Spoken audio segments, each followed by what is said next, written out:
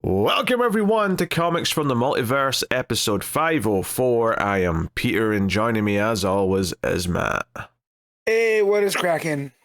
This is a DC Comics podcast. We get together and talk about the books we read this week. Coming up on this week's show, we have Absolute Wonder Woman issue 19, Absolute Flash, or Absolute Martian Flash as I've written down here. That's a copy and paste error. The Absolute Martian Flash, completely different than Wally West. Yeah, issue 14 of that. We got Detective Comics 1108, Superman 37, The Flash 32, Green Lantern 34, Justice League Unlimited issue 18, The Peril of the Brutal Dark, and Ezra Cain Mystery issue 3. Plus, both me and Matt will be talking about Green Arrow 26 as a Patreon book, and then I've got some solo Patreon books of Gideon Falls 14 and Adventures of the Outsiders 34. And I know Matt's waiting with bated breath after the cliffhanger of the last issue of that to find out what happened. I needs to know what's up with that guy. Yeah, so we got plenty to talk about today. Lots of books. Probably the busiest week for books we've had this month, to be honest. So far. So yeah, plenty to talk about. And we'll get into all that. But first off, Matt, how was your? Actually, before I ask that, yes. No episode next week. That's important. I'll say that up front. Yes. No episode next week. And part of that is because there will be something else instead. Maybe not at the same time as normal, but we will be recording our 10th anniversary special. But if we weren't doing that, we'd still be taking the week off because next week it's a week 5, which isn't an instant week off, but it's a week 5 with like maybe 2 books that we would cover. Limited choices. Yeah. So, and one of them is dependent on the vote on Patreon. So we'll just, like Swamp Thing in 1989 issue 1. Don't worry, we'll go back and cover that. But otherwise, it's kind of a week where we wouldn't have enough to talk about anyway. So it would have been a week off. So we're using that time to do our 10th anniversary special, where me and Matt are going to both make our top 50 characters lists, and you'll get that soon after we've done it. But anyway, Matt, how was your week? Very busy. So I got done here, went and met Minoru Suzuki, made my entire weekend, and then wrapped up a lot of the other wrestling, and then spent the rest of the week recovering. So, keeping the odd hours I can't do anymore. Like getting home at 1 in the morning and then waking up at 7. I ain't built for that no more. So a lot of recovery this week, and just, kind of chilling, letting the brain relax for the most part. Been dealing with some tooth pain, which is not fun. So made my way to the dentist. But yeah. I was also at the dentist this week. I had a wisdom tooth taken out. Oof. Nice. Yeah, I didn't feel any pain. I was just they numbed up the area, pulled it out. If anything, it felt oddly satisfying when I heard the little pop as it came out. Blink. Yeah. No pain afterwards either. Just it's good. I just had that. I had a bit of blood in my mouth for like a day, but that was about it. That's normal. Yeah, that's normal. I remember my buddy got his wisdom teeth out in high school, and he got the 2 top ones, and it swelled his cheeks up. So for like 3-4 days afterwards, he looked like a chipmunk, and I couldn't look at him because I'd start giggling. Yeah, I mean, swelling was a possibility, but no, I didn't get any like post symptoms of any kind. It was just kind of like, don't touch that area, let it heal up, and that's about it. But went smoothly. And that's about. I actually have my regular checkup in like 2 weeks from now. So like, if there's anything not quite right, I'm sure they'll catch it in my next checkup. No. Yeah. Yeah, I have to go for a deep cleaning in a couple weeks. I'm a little bit, anxious about that. But the new place that I went on the recommendation from a friend from work, they're all super nice, which really puts you at ease, even though they're, I don't want to say extorting money, but the medical health system really does make it feel. But yeah, they were all really good to put me at ease because I'm low-key afraid of the dentist. I would rather go hug a grizzly bear than have someone touch my teeth. Oh, every time they go to numb me up with that syringe, I'm thinking of Connor and just how he would be shitting himself in that chair. Yep. Which doesn't bother me typically, right? That said, though, when they were numbing me up this time, she did say, "Oh, hey, I need to do a quick jab in the inside as well, not just the outside of your gums, and this one will sting a bit more." And it did. Like, it actually pinched. I was like, "Oh, that was like a proper jab, that one." Oh, yeah, no, thank you. I mean, I'm not as needlephobic as Connor, but The idea of anything in the mouth, not so much, because I hadn't gone to the dentist in a long time, and I actually got banned from the family dentist when I was 8 because they told me they were going to stick a needle in my mouth, and here they came from my blind side. I happened to look over, and they had to trade needles because they were going to numb me up to do things, and I pushed the dental assistant away, like 8-year-old me doing a stiff arm to her, and they told my dad never bring me back. So I went until I was a full-grown adult, and luckily things are pretty okay. I mean, this massive issue here, I have to go get treated, all things considered. But they said, I trust them to do what's right. That said, I don't drink, but I might have to make an exception to go to the next one. Well, see, your dentist prefers if you don't drink. That's something to tell you not to do. Absolutely, but if I need to get a little loosey goosey, because I know they're gonna have to numb me up because they've already told me. Because I meant have to get antibiotics. Most people obviously drink, so I always get a lot of compliments for the fact that I don't drink at all, even though the rest of my diet doesn't help my teeth that much, but I don't drink. the massive infection notwithstanding, she did tell me for someone that hadn't been to the dentist in a while, my teeth are in actually pretty good shape. Like, they're strong, which is good. It's just the gums that I'm having issues with from not going and getting proper cleanings and whatnot. So, yeah, so getting that compliment from the dentist, but on the other hand, going like, yeah, but you're not out of the woods yet. That was a bit startling, but yeah, I was able to read some comics while I was in the waiting room though, so that helped. Oh, that's nice. I wasn't too anxious enough that I couldn't focus on reading, which has happened before in the past at doctors' offices. Yeah. I don't remember who it was, but the magazines that were sitting in the waiting room at the dentist, the person on the cover is definitely someone who's been dead for at least a couple of years. Yeah. And I remember having that thought. I'm like, oh, that's an old issue or whatever that is. Yeah. I looked at one as well, and it might have been a People or like an Us Weekly, and I just checked the date, and it was from like September 2023. And I went, there we go. Yeah. It's a proper waiting room magazine. Sounds about right. Yeah. You didn't really watch any movies that I want to yell at you for this week. No. So I endured a really bad one called Night Patrol. It was the vampire cops in Los Angeles, and it's trying to do too much. CM Punk, the wrestler, is in it. He plays one of the said cops, and notorious asshole. Yes. Yes. Although justified a-hole with things that happened here in Vegas for once, Oh, but okay. Yes. Him playing a cop, definitely on brand with his attitude, right? So I watched that, and it was not good. And so because I made Ash endure that, I was made to endure, which is kind of rude because the movie's not bad, a ballet movie called Center Stage. Yeah. So the ballet scenes, great. Everything else, hooey. They're trying to shove 3 different movies in one thing.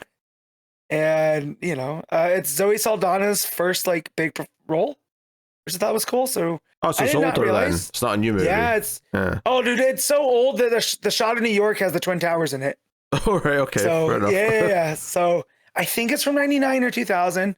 But yeah, it's one of her first movies, and I didn't know that she has a background in dance. That's how she came up. And I'm trying to think if it couldn't have been Gamora was the first time I had seen her. No, but Avatar, maybe. Maybe Avatar. Because when did Guardians 1 come out? That was like 5 years later. Yeah. Okay. Oh yeah. So because she was in Avatar, then she was in that movie that no one remembers called The Losers, like a year later. Yep. With with Captain America. Oh, actually, having said that, she was in Star Trek the same year as Avatar, and I'm pretty sure that was earlier in the year. So maybe Star Trek 2009. Yes, because she's Uhura. So yeah, that's where I think I remember seeing her first. Was in that one. But yeah, it was always funny when she was Gamora. Ash would be like, "Oh yeah, she's in a ballet movie I grew up watching," and so finally got to knock that out. It was nice. I had to watch it on Tubi though, because there was no good rental options, and Tubi's tough. I get it; it's free, and that's cool. Commercials at the most inopportune times, So hopefully they start fixing that a little bit. But yes, quality was good, for a 2000 movie. If given the choice, I will not Tubi rather than Tubi. Yes. But yeah, so yeah, nothing. You see anything good? I mean, I watched a bunch of stuff. Nothing like completely not. The best thing I probably watched this week was a movie called Twinless, which was kind of an interesting kind of. Yeah, he's in it. Yeah, he plays two. He plays twin brothers. And it's about the fact that one of his like one brother died and the other one's kind of like grieving after the fact. But it's kind of hence the title. Yeah, it's got a very dry, dark sense of humor at times though, and it's really about something else, a bit more specific. But I don't want to spoil it because it does that thing that I've actually seen a couple of movies do recently. I watched a movie recently called Influencer that did the same thing, which is about 25 minutes in, the opening titles start. And it's kind of like, because the movie's just revealing at that point what it really is. Like, everything else has been prelude to what the movie actually is. Gotcha. And once it does that, I think it gets more interesting. I think it does actually, it's got kind of some of that cringe. But I don't know, I watched a lot of movies that were kind of in that 6 to 7 out of 10 range this past week. Just a lot of, decent stuff, some nice ideas, but didn't quite come together, all the way. There was a bunch of those. A couple of you watched Friendship. I watched that one. Yeah, I love Tim Robinson, but that one was tough. Like, I didn't find it as funny as everybody else did. It's got its moments for sure. Yeah. But definitely a bit up and down. And one that I give a 6 to, even though I think it's kind of bad in most ways, but I was oddly invested in seeing where it went with Strange Harvest because it's super cheap looking, the acting's not good, like it's got a long list of reasons why it's kind of bad, but yeah, they had me. I was interested. I wanted to know but there were chickens, there were cowards. Yes. I wanted to see at least a glimpse of something at the end, and they didn't give me a glimpse of it, and I'm very upset about it. I kind of like that though, because it shows, it shows that they had you hooked, and they were going to keep you on there. Yeah, I didn't have any budget, as someone that watches a lot though. of those true crime documentaries with Ash, they nail it. The transitions, the pullbacks to the talking heads. See, they do all that stuff. They do, but they force some of the stuff in ways that are really unnatural, right? Because there's certain lines you expect someone to say in a true crime documentary when they're being interviewed, and they really wanted to have the character say them, so they sometimes say them when it makes no sense for them to say them. And there was one that I was making fun of the whole movie that happens early on, where the main, because it's basically just two cops that are doing most of the interviews. When the guy cop early on says, we're investigating this crime scene, and he's like, oh, I saw this symbol above the door, and it shows you the killer's symbol. And he's like, and when I knew that symbol, I knew he was back. And I'm like, of course you did. You're supposed to say that when it's something that would, maybe the audience wouldn't get, but you get a gut feeling because you recognize a detail. No, that's like me saying, I saw the golden arch, so I knew I was at McDonald's. Of course you knew that. It makes no sense to say it there. Yeah, I saw the Zodiac symbol painted in blood, therefore I knew Zodiac was back. Yeah. It's a giant neon sign. It had some great creepy moments, man, with the way that it does with the found footage. Certain things. I had a lot of fun with it. So that was a fun. We watched that back in October, I think. Yeah. So had a good time. Yeah, a bunch of movies. But that's that. I guess we'll get into things. We got a lot of books to talk about. So starting off with the Kindle rankings, formerly known as the ComiXology Top 10. I'll let Matt guess what he thinks is number one as of right now on the rankings on the Kindle store. Give me Absolute Wonder Woman. Yeah, honestly, these Absolute books are making it far too easy for you. You like, I don't even remember the last time you got it wrong. Not when there's an Absolute book, and there's other times where Marvel's had one sneak in that I just, I'm so out on those. Yeah, but typically, if Absolute Batman or Absolute Wonder Woman came out, it's almost definitely those. And that's 2 weeks out of the month that you've got just kind of locked in. But yeah, that's number one. Number two is Superman. Number three is Justice League Unlimited. Number four is is Absolute Flash. Number five is Detective Comics. Number six is Amazing Spider-Man. 7 is Captain America. 8 is Green Lantern, 9 is Cyclops, and 10 is Infernal Hulk. So 6 out of the 10, in fact, all the top 5 are DC, so a pretty good showing for them. And then also just outside the top 10, you got The Flash at number 11. And then looking a bit further down, big gap to whatever's next. Oh, I guess Brutal Dark is down at number 9. Oh no, 24. That's so. Which is, to be fair, it's a very good book, but yeah, no, good showing for all the main books, really. 7 out of the top 11 and all the top 5. I mean, that's pretty good going. That's a really good going. So yeah, I can't really complain about DC's performance, at least digitally, compared to the other books this week. So there you go. That is the Kindle rankings. And then as for news this week, and we have one thing to talk about, and that is the teaser trailer for Clayface, which came out this week. Not a whole lot in it. It's very short. It is actually a teaser, not just the first trailer that they're calling a teaser, like a lot of movies do these days. It's about 40 or so seconds, and it's a lot of just quick snippets, quick shots, but obviously you do see his face melting, and the tone is very clearly a horror movie. They also put out the poster with this. So yeah, well, I'm intrigued. And it was unsettling in a good way, so I'm here for that. So it is weird because I'm so used to Clayface being Basil Carlo, right?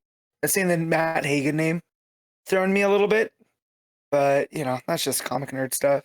I wonder if that's though is an intentional choice so that Basil's like left open for interaction with Batman, and because this one's been kept separate, it's just kind of a standalone horror movie. It's like, okay, this is Matt Hagen, but later on, if we want Batman versus Clayface, then we can just make that Basil when that comes around. So and there's no guarantee they'll ever even want to do that, but I think they're just leaving that door open of like, oh, this doesn't rule out Basil Carlo for later for Batman. So yeah, and there's some really good. What's that old movie with the face with the bandages? Is it that a face? Oh yeah. Something I mean, it's more of a featureless mask she has. Yeah, but so there's a lot of callbacks to that. I saw a post where someone had taken shots from the trailer and compared them to shots from that movie, so you can definitely see the influence that he's working with, which is super cool, especially with a character like Clayface that pulls from old Hollywood and whatnot. But yeah, it looks unsettling, which I think a Flanagan movie should. So, and the fact that we're getting this so early in DC, right? Maybe we have a Superman movie, we'll have Supergirl, and now we have this. It makes me excited. Yeah, and remember, Flanagan's not directing; he's just producing. Flanagan's not. I thought it was a Flanagan. No, he's just producing. No, he co-wrote the screenplay and he's producing. He's not directing. Okay. Gotcha. So it was the co-writing that was on there because his name was around there. I never followed up. I'd seen him writing or co-writing and just assumed. Who is the director? James Watkins is the director of Clayface. I know that name. He did Eden Lake. He did Speak No Evil. Okay. So he's done some movies that have got a bit of credit. He did a Black Mirror episode. So he also did The Woman in Black, which was terrible, but Yeah. Did he do? He didn't do the original Speak No Evil. Was Danish, right? Yeah, he did the American. Yeah, he did the McAvoy. Yeah. Which, did you see that? No, I've not seen either version of that yet. Okay, there are parts of the McAvoy one that are unintentionally hilarious, just because of McAvoy, the type of maniac that he's playing. And I felt bad for laughing because it's very serious subject matter, but God, yeah, he's terrible in the best way.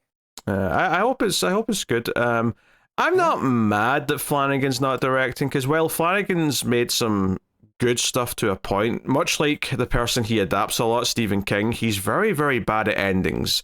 So I'm hoping that the other co-writer and the director will stick the landing a bit better with Clayface. So. Yeah, here's hoping. Also, movie-wise as well, they started shooting Superman Man of Tomorrow this week. Yeah. So just not much to say. Just all in milestone. They're there. No, I saw a video of Adria Arjona getting into the gym, and so her role definitely has me questioning because they haven't announced who she's playing. No, just that she's been cast. So. Yeah, some people are assuming it's a very boring answer, which is, I can't remember who it was, but it wasn't, like, obviously the hope is people are hoping Wonder Woman, and it's not impossible, but some people are thinking it's like Maxima? Maxima, that's who it was, yeah. I've heard Maxima thrown around, which makes sense with Brainiac and whatnot. But if it is Wonder Woman and she bulks up, I will be happy because everything I've ever seen her in, she's been fantastic. So, bringing that kind of air to Wonder Woman, even though she's not as physically imposing as some of the other actresses, I think she could do it. So, yeah, I don't think that'll matter. Maxima's kind of boring. Yeah, I mean, Gal Gadot looked the part, but obviously her acting wasn't particularly there. Everyone always jokes about that moment in Justice League where she yells, "Kal-El, no!" It's pretty funny. So, here's the better. Here's the better. Yep. And then I also saw that. Why am I drawing a blank on his name? Lex had his kid shaving his head to get him back ready for the role, which I thought was a really nice video. Oh, his kid was shaving his head, or the kid was shaving his own head? No, he's shaving his head, and I'm forgetting the actor's name. Holt. There we go. Nicholas Holt. Yes. Yeah, Nicholas Holt was having his son or daughter shave his head, get him ready to be Lex again, which I thought was pretty cool. Having that family time. Yeah, and there's nothing wrong with that kid shaving his head, but people might think he's a cancer patient or something if a kid's walking around bald. Yep. I mean, doing solidarity with Dad. Lex Squad. Yeah. Yeah. Well, there you go. So yeah, some movie updates this week. I mean, Clayface is out in like September, October, so I mean, it probably won't be that long till we get a full trailer as well.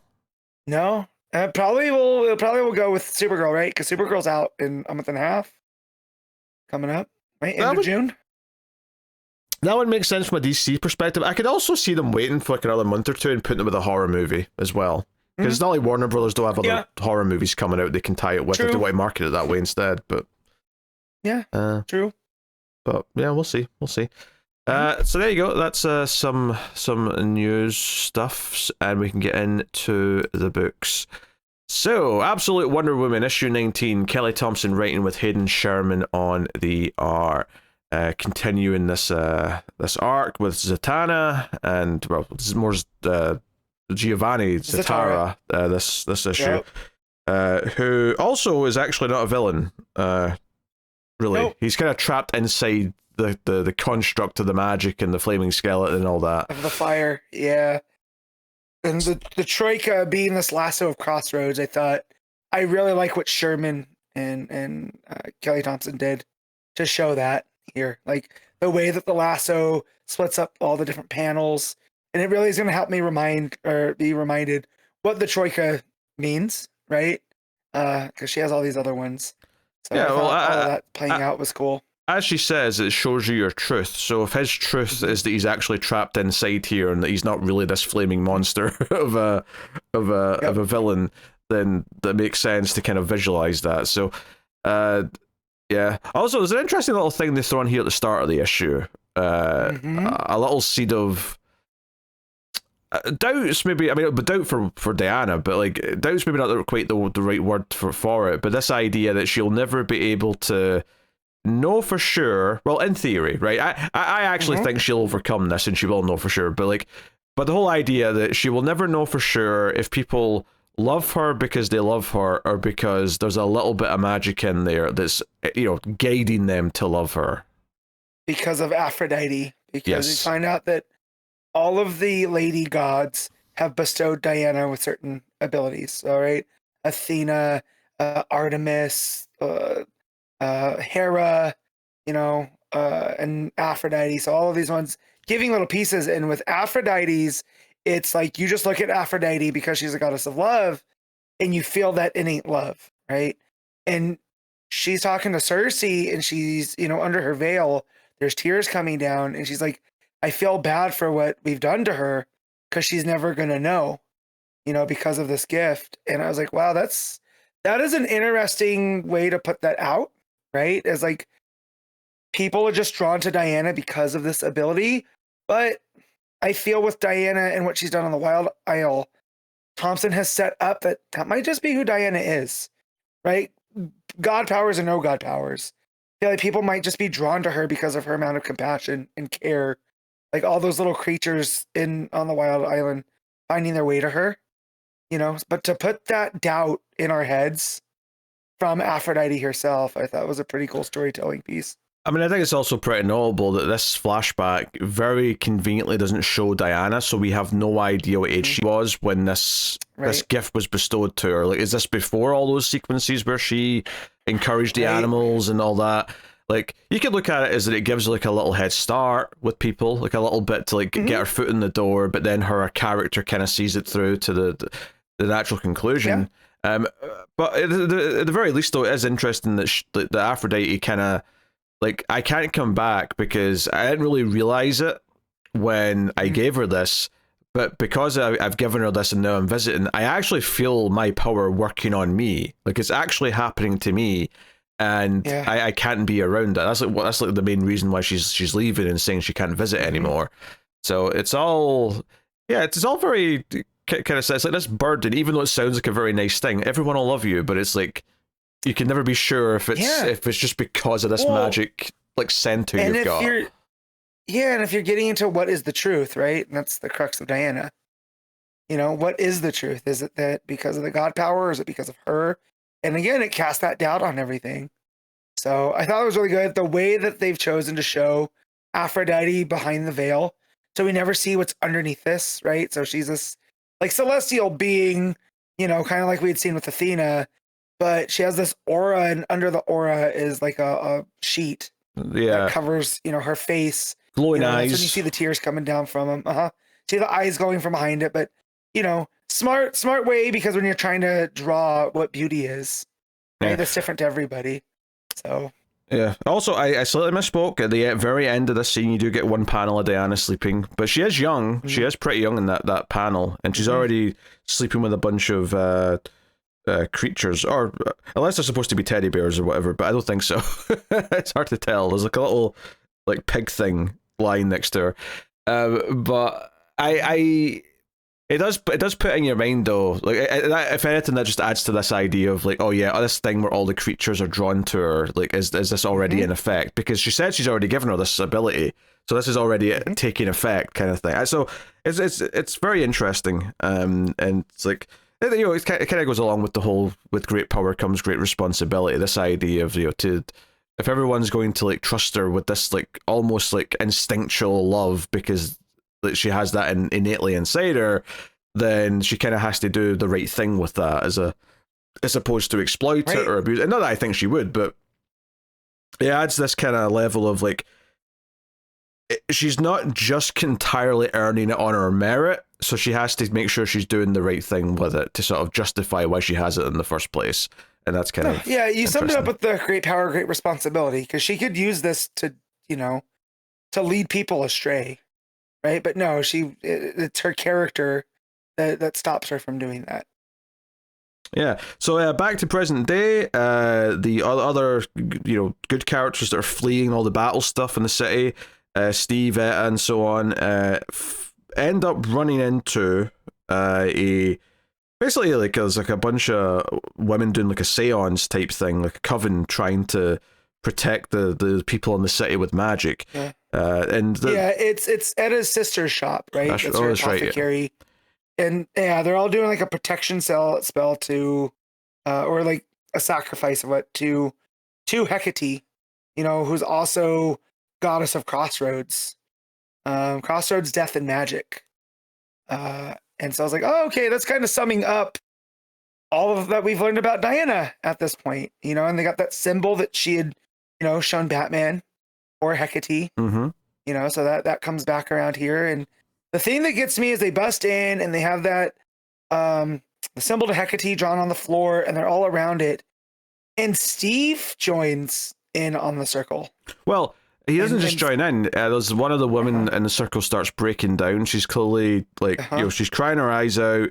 Maybe she's cold as well, because he takes his jacket off and puts it around her, and then he kind of takes her place in the circle to fill in for her. So it's kind of this moment of him, you know, not just joining in, but sort of, you know, he's helping out, and he's filling in for someone. And then, like, you know, I think it's Etta who says, "Oh, everyone's full of surprises." That he's surprised that he even is able to understand what he's doing here. So it already shows maybe the influence that Diana's had on him, if nothing else. Yeah. And then we get back to the fight. We got Diana fighting Zatara, lots of fire, all this stuff. And that's when she whips out the lasso. I mean, technically, I think the last page of the last issue was her pulling it out, but this is her actually using it. And like you said, we get these, like, so the lasso is presented in these blue, light lines, right? So once she uses it and we go inside the crossroads, if you will, inside Zatara, we get kind of all of the backgrounds fade away, and it's just like a sort of darkish blue with the light blue lasso kind of making these lines on top of it. It really does feel like it's all coming from the lasso in a way. So the art does a good job with the colors there to really sell that idea. Yeah. And everything's muted except for the lasso. The lasso's vibrant. Yep. You can kind of follow it through the story, which is nice. But it shows Zatara his crossroads, and that's his wife, and then a young version of Zatanna, right? And it's like, it wants me to choose between my wife and child. And I believe that's supposed to be Hecate, right? Given form here. It says, no, you already chose long ago. And I was like, what is going on with Zatara? Like, what's the backstory here? So again, Thompson seeding these things out. Yeah, and then the fire sort of starts to like come around them, and this orange really pops against all this just really pale blue that's otherwise on the page. But this is when Zatanna pops through like a little portal and like says, "Hey, Dad, I'm here to help you. Take my hand." And he does, and she's able to grab him and pull him out. And because he's also like say, "Hey, how do I know if this is real?" And she's like, "This isn't a trick. It's not magic. I'd be saying things backwards. Take my hand." I did love that. Yeah, so she grabs his hand, pulls him out into the world, but Diana gets left inside. Is the thing. She ends up being trapped in there. So that becomes like this issue they have to deal with as well. We see her kind of like sort of almost like sitting there in a trance with like. Almost like the lasso is made like an entity, like sort of sitting there next to her. It's like a really creepy visual, actually. And Giganta's just sort of standing there looking down at her, being like, she's, like playing with her rope, I guess. I don't know what's happening. Yeah. Because she goes, I'm the only part of your team left. And then they get there, and she's catatonic. She's like cocooned. And he goes, that sounds perfect. Well, she's the one holding the rope. So you're just like, what were they going to do to her? Were they going to try to pick her up? Or like, how do you remove Diana from this? You just leave her alone? So I do like the hesitance from Giganta. Yeah, Giganta's talking to Kale, and Kale's like, telling her to do this, do that, blah, blah.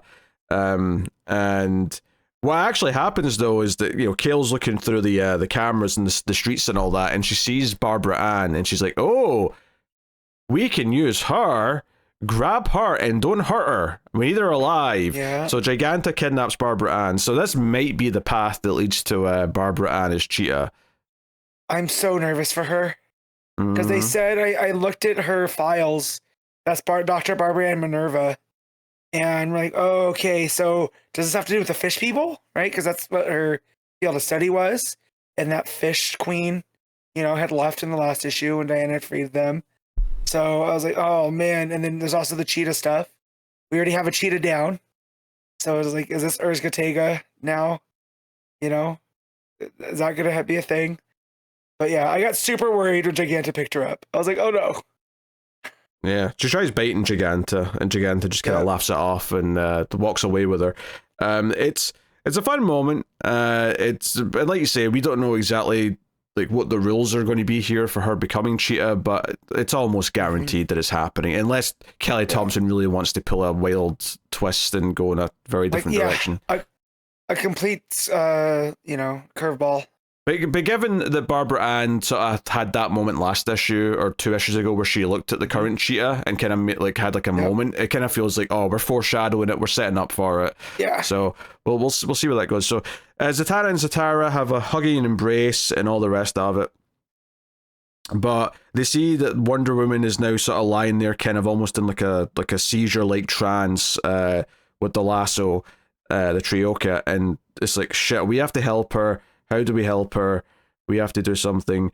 And ultimately, like, it's like, oh, like, I was able to get my dad out because he cares about me. I'm someone who's close to him. I'm someone that he feels an attachment to.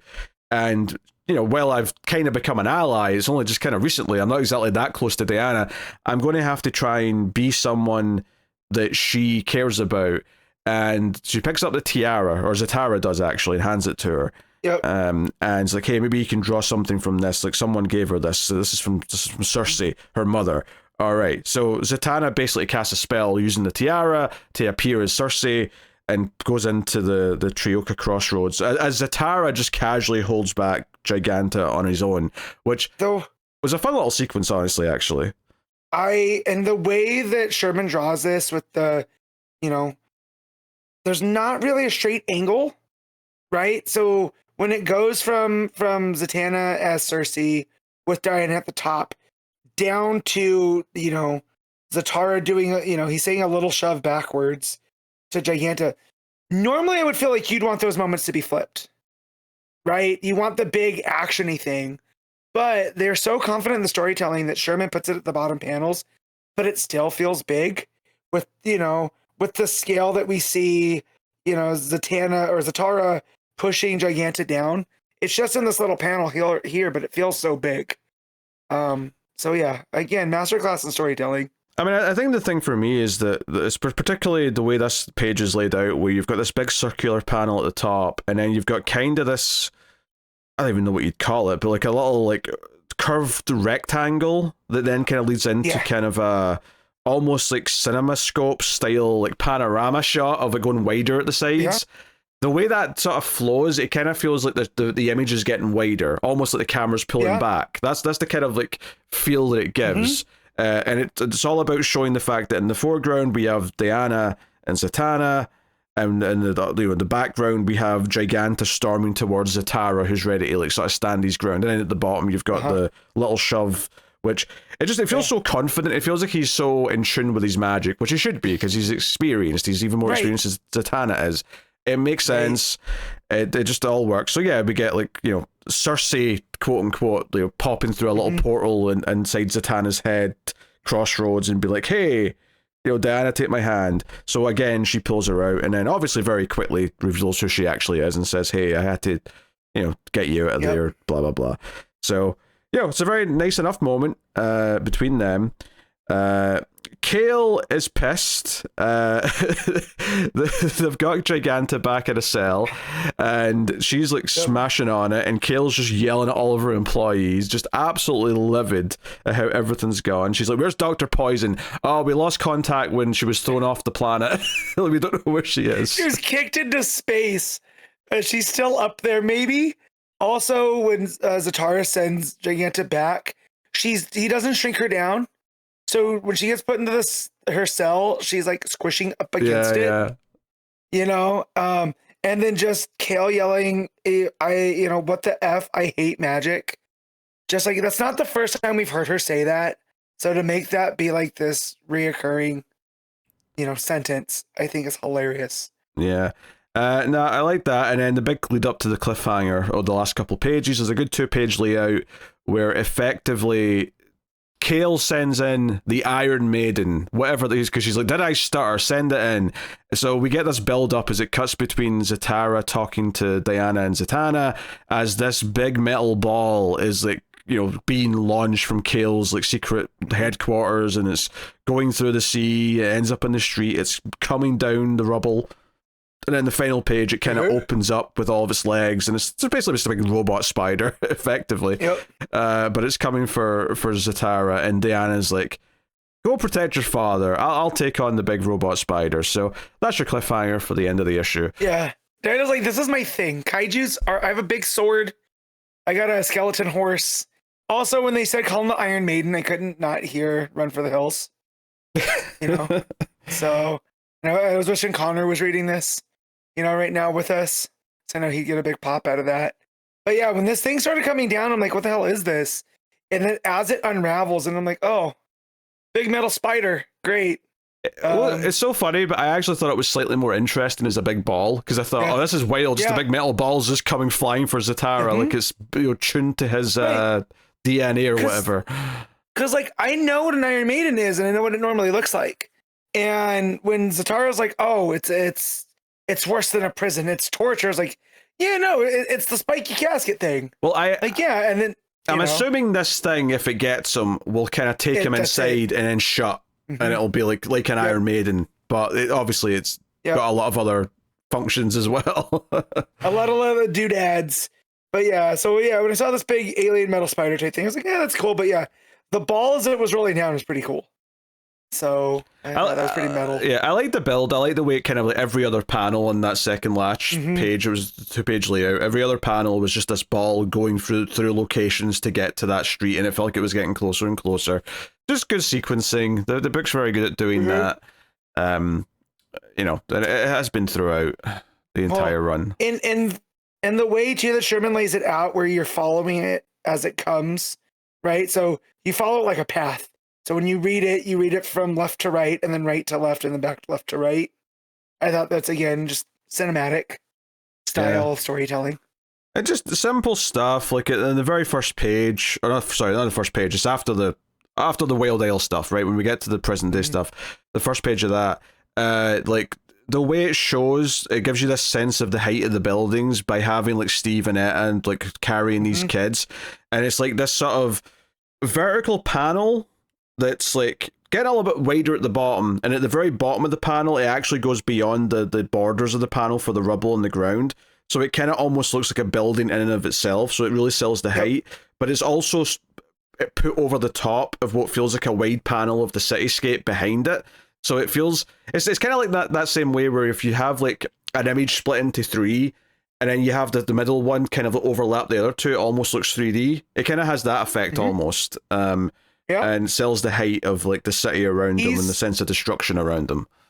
Yeah, Sherman really is great with a sense of spacing and scale to tell the story like this. Like you said, he's almost using like optical effects, like forced perspective, you know, to in his drawings to make all this happen. And that's why he's one of my favorite, because he did this type of stuff in Dark Patterns as well during the Scarface story, where he made that building feel all encompassing, you know, with little tricks like this. So it's good to see that here. And then just like you'd said on that one page that makes it feel cinematic with Giganta and Zatara and all that. It feels like I'm watching a moving image at times. Yeah, that also feels nice from a narrative point of view, because Zatara has been this villain and now he's free. It's like the writing's immediately giving him a chance to show that he is like a hero. He's kind of like making himself useful and like, hey, he's good. It's good that we freed him. He's an ally. He's someone who can help. Well, and it was set up as well that he was being, you know, like used by Kale and not given proper stuff, right? So when he sees Zatanna and Zatanna pulls him out of his own personal hell, right?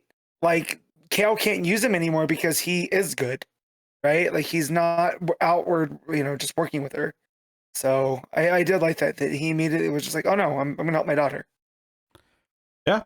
But yeah, well, Absolute Wonder Woman, very good as per usual. What are you giving it, Matt? Maybe there's a straight 9.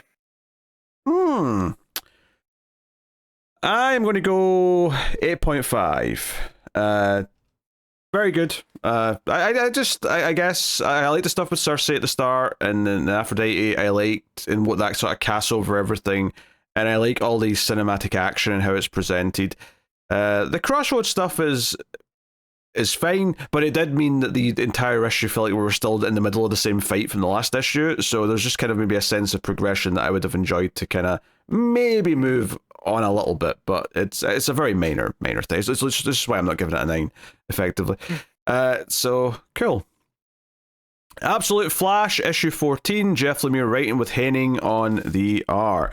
So you weren't here for the last issue actually, and last issue I was really into. I thought it was the best issue of the book by a margin. When Lemire takes time to spend time with Wally, and then you add Linda here, right? And it's not just because it's Wally and Linda.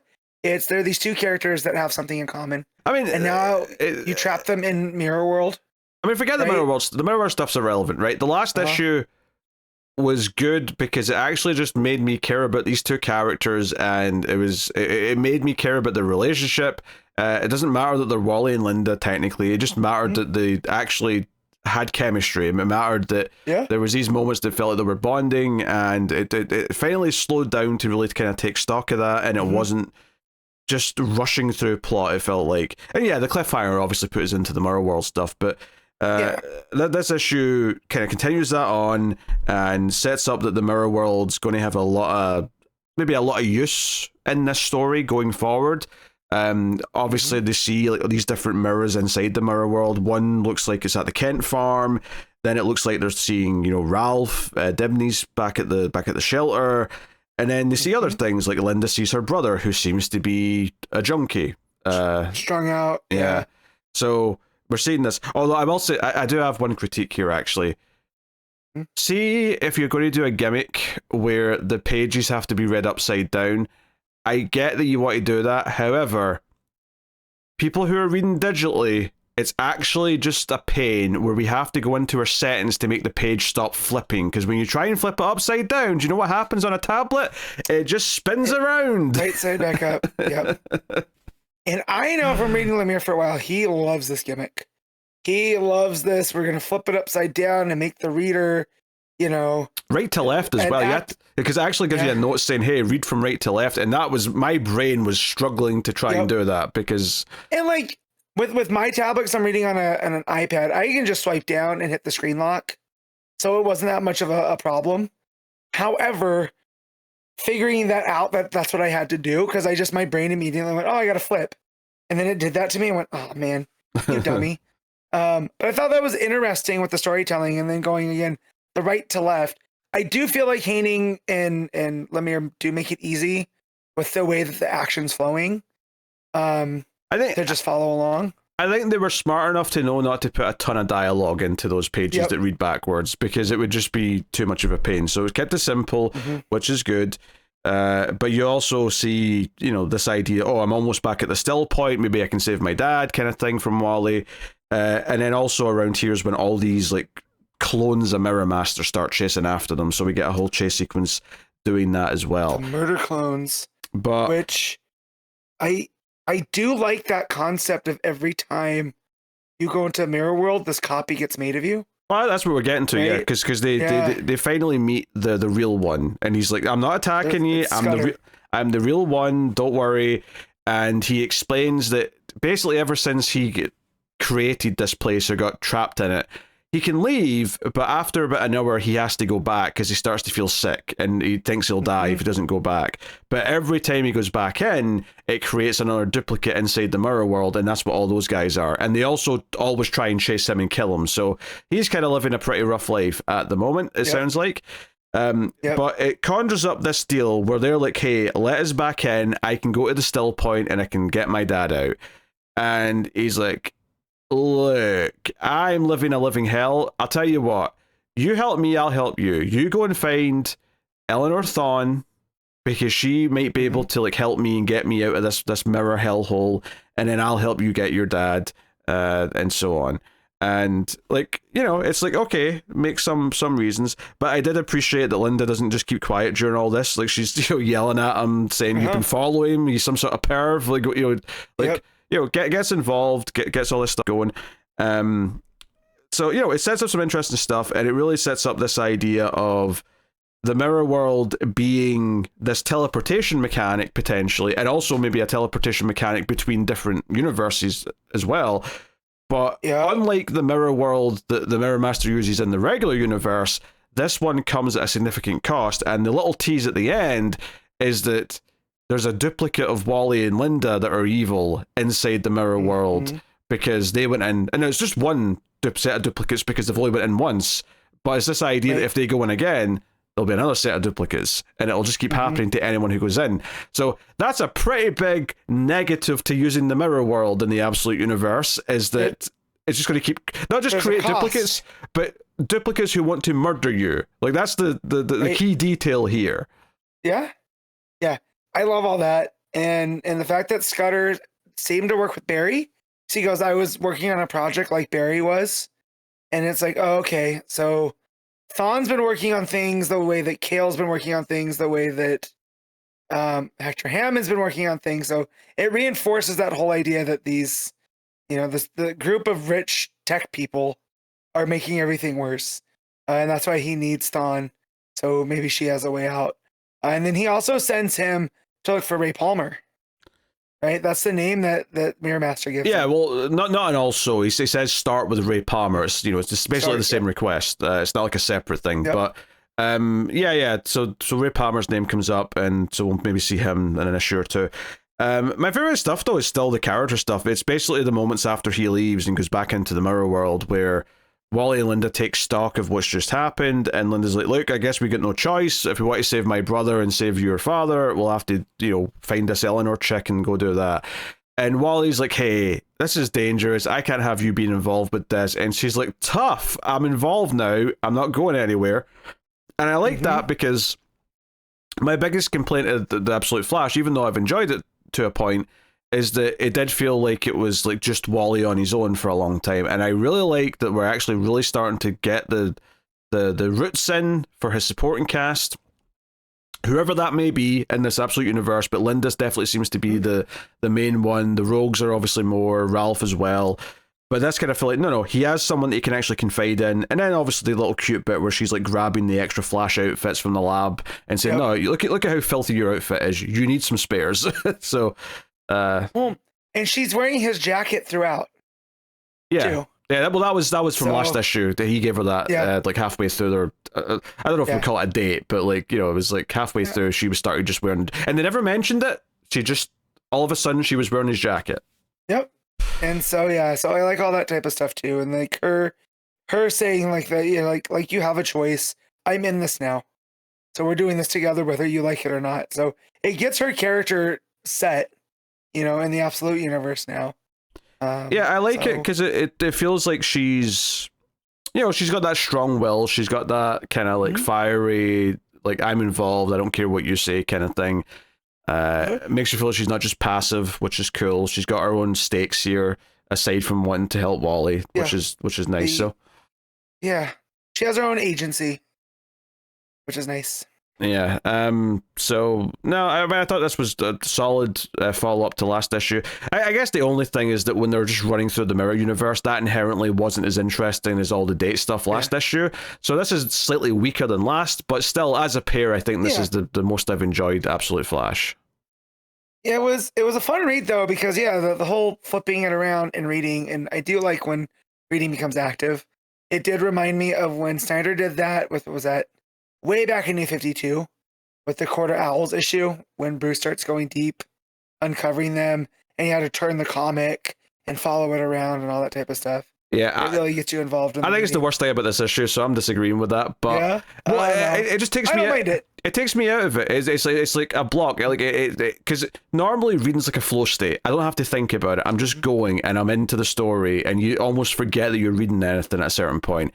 And being forced to do something I never have to do otherwise when reading a comic just pauses everything, makes me realize I'm reading a comic and I have to figure out what I'm doing to do next. It ruins the flow for me, so I don't like it. It's I had fun with it. So, but this was a fun issue, and with the whole Mirror Master thing, the fact that another one of his rogues isn't a bad guy, I like that. Seemingly, right?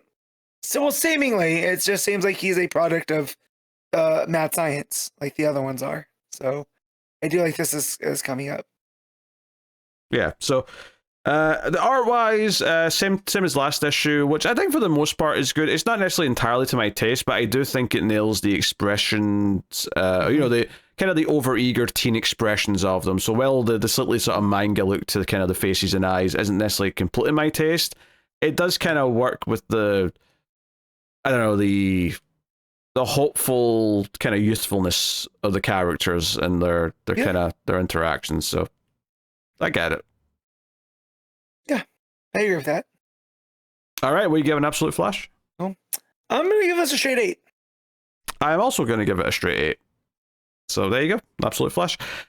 Detective Comics 1108. Tom Taylor writing with Pete Woods and Bruno Abdias on the art. So this follows up kind of this trio that we sort of set up last time with Batman, Green Arrow, and Black Canary, and the mysterious fourth person that was going to make it a quartet from years ago. And this issue actually gives us a flashback to kind of like their interaction, because we start off years ago, and it's like young Oliver with his goofy hat. I love how Black Canary basically looks the same, and Batman's got like a slightly different shade of cape, but Oliver's got this goofy Silver Age looking outfit. Yeah, he's great. He is the Robin Hood with the domino mask. Yep. You know, tough sell. Yep, and that's when this, let's face it, really crappy looking hero shows up in a grey vest and like little mask, and that's basically it.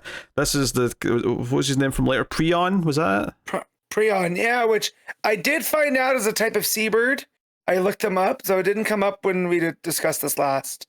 But it comes up in this issue. Yeah, it does. But yeah, they're a type of bird that primarily exists south of the equator, I think, and they live off of, kind of deep water. Weird that that's what he would choose to go with. So we'll see. But yeah, another bird theme hero to go with Batman and Arrow. Yeah, but doesn't have this. Apparently, a Preon doesn't have the sticking power as a Robin. That's all I'm saying. Yeah. Absolutely not. Yeah, but anyway, he shows up and fights the bad guys. At one point, he actually stops Green Arrow's arrow from hitting someone because he thought it was going to be lethal. And then obviously Green Arrow points out that wasn't going to kill him. I wasn't killing people, dude. But they all kind of say, "Hey, you did okay. You're kind of a hero. You're putting yourself out there." Blah blah blah. Cut back to present day. Them leaving the cemetery. They get into the hatchback, or the hatchbat, as Oracle names it, and then Oliver and Dinah seem to get on board with that naming, even though Batman doesn't like it. And basically get some intel, and there's a lot of jokes about the car and whatnot, but they're trying to figure out who the girl was, and there's basically no record. The woman who showed up to take her away, though, was like a relative of a crime family or something, and has been kind of a recluse for years and stuff like that. So, setting up some of this stuff, but then we get back into the other side of the plot of this arc, which is that all these people who are going to testify against this company have been mysteriously dying under what looks like natural causes, and the final one's being moved by police. So, because that's happening, Batman and co go to try and save them, because they almost basically assume that something bad's going to happen. Yep. Which it does. The armored truck he's been transported in ends up basically just in the river. Yeah, well, I mean, it goes on remote control and hits a cop car, and or the brakes stop working or whatever, and they go flying into the water. And then it turns out the hatchbat can go into submarine mode, and they go. So we get some underwater stuff with them all wearing their breathers and getting the guy out. Canary uses her stream underwater, which is kind of a cool visual to break open the armored car. So all very good, and they basically say, "Hey, we're taking the witness with us because he's in danger, so until he's testified, he's under superhero protection." And the cops are like, "I don't know if you could just do that. I mean, I obviously things are a bit hairy right now, but this feels like it's breaking the chain of command a bit here." It's a little bit. But yeah, so we get the car with basically the wheels go, they kind of spin like the DeLorean in Back to the Future when it flies. They kind of go horizontal. So yeah, but I mean, the back ones, the back ones flip backwards, almost like a boat motor. Oh sure. Too. So yeah. They go to Leslie Tompkins to have the guy looked over, and that's kind of it. The big scene though is really the final scene, which is that Oliver's meeting with the company, right? The heads of the company that's been killing these people. Well, we presume has been killing these peoples off. Yes. And basically, Oliver had no intention of letting these companies merge or be bought out by them. And we don't get to see what it is, but he basically gives them a counter offer. And the implication is that the note just said F off. And the guy's not very happy about it. He makes them take the stairs and tells them to get lost. But bizarrely, that girl from the cemetery shows up in the final scene, and Oliver's like, "Wait, what are you doing here? This is kind of a dangerous floor because it's kind of under construction and there's no windows. Really, you should not be up here." And she's like, "I know, that's why I picked it." And she basically just kind of grabs Oliver and throws him off the side of the building. So the girl's evil, maybe? I guess. Yeah, because the thing they brought up there is like she doesn't have a record. Like there's no, it's like almost she doesn't exist, right? So Yeah. I'm wondering what's going on here because there is like a ghost-like quality to her, where she just appears there. But yeah, after Oliver slams the door, which I did laugh because they go, we're 40 floors up, and he goes, "Yep, you better get walking, make your time work for you." So I thought that was funny, and he turns around and she's right there, you know. Yeah, it's also funny because Batman said, "Hey, don't do anything that will raise suspicion to make them think they're being investigated or anything like that." Yeah. And I guess this won't raise suspicion, but I do think it's funny that he found a way to basically flip them off without, accusing them of whatever they're up to. So it's very on brand for Oliver Queen. oh yeah, you know? yeah, it absolutely fits with his whole vibe. Yep. So I will say, so on the art, we've got two artists here, right? And they're kind of split weirdly, where the opening like flashback is Pete Woods, and the last like scene is Pete Woods, and in the middle chunk of the issue is the second artist, Bruno Abdias. He actually, I think, is the better artist of the two, because when it went back to Pete Woods at the end, I found myself going, "Oh, we're back to Pete Woods," because Pete Woods has got a very kind of, I don't know, much more simplistic look to his art that feels a bit more cartoony, I guess. Yeah, his lines are a lot heavier too, so it adds like this heft where the other guy, everything's a lot softer. It's much more like Yenin, right? And it kind of fits that a little bit more. Yeah, I think they're handled well. Yeah, I was going to say, I've never heard of Abdias before, but I honestly, his art in the middle, all the stuff with the water and the canary using her cry underwater, I thought all that stuff looked pretty good. His canary looks so good. That scene where she's takes off her breather to do the sonic scream, it does look like Yenin. Like, it is spot on. Yeah. So, and the way that the breakdowns happen as well. So I wonder if he's like one of Yenin's guys, like he's come up with him. I don't know. So they share a style. But yeah, all of that stuff in the middle looks really, really good. The only one I kind of have a problem with is once they get to the Thompson's clinic, Batman's ears look a little short. Sure. And some of the proportions seem a little off. But again, that's picking nits.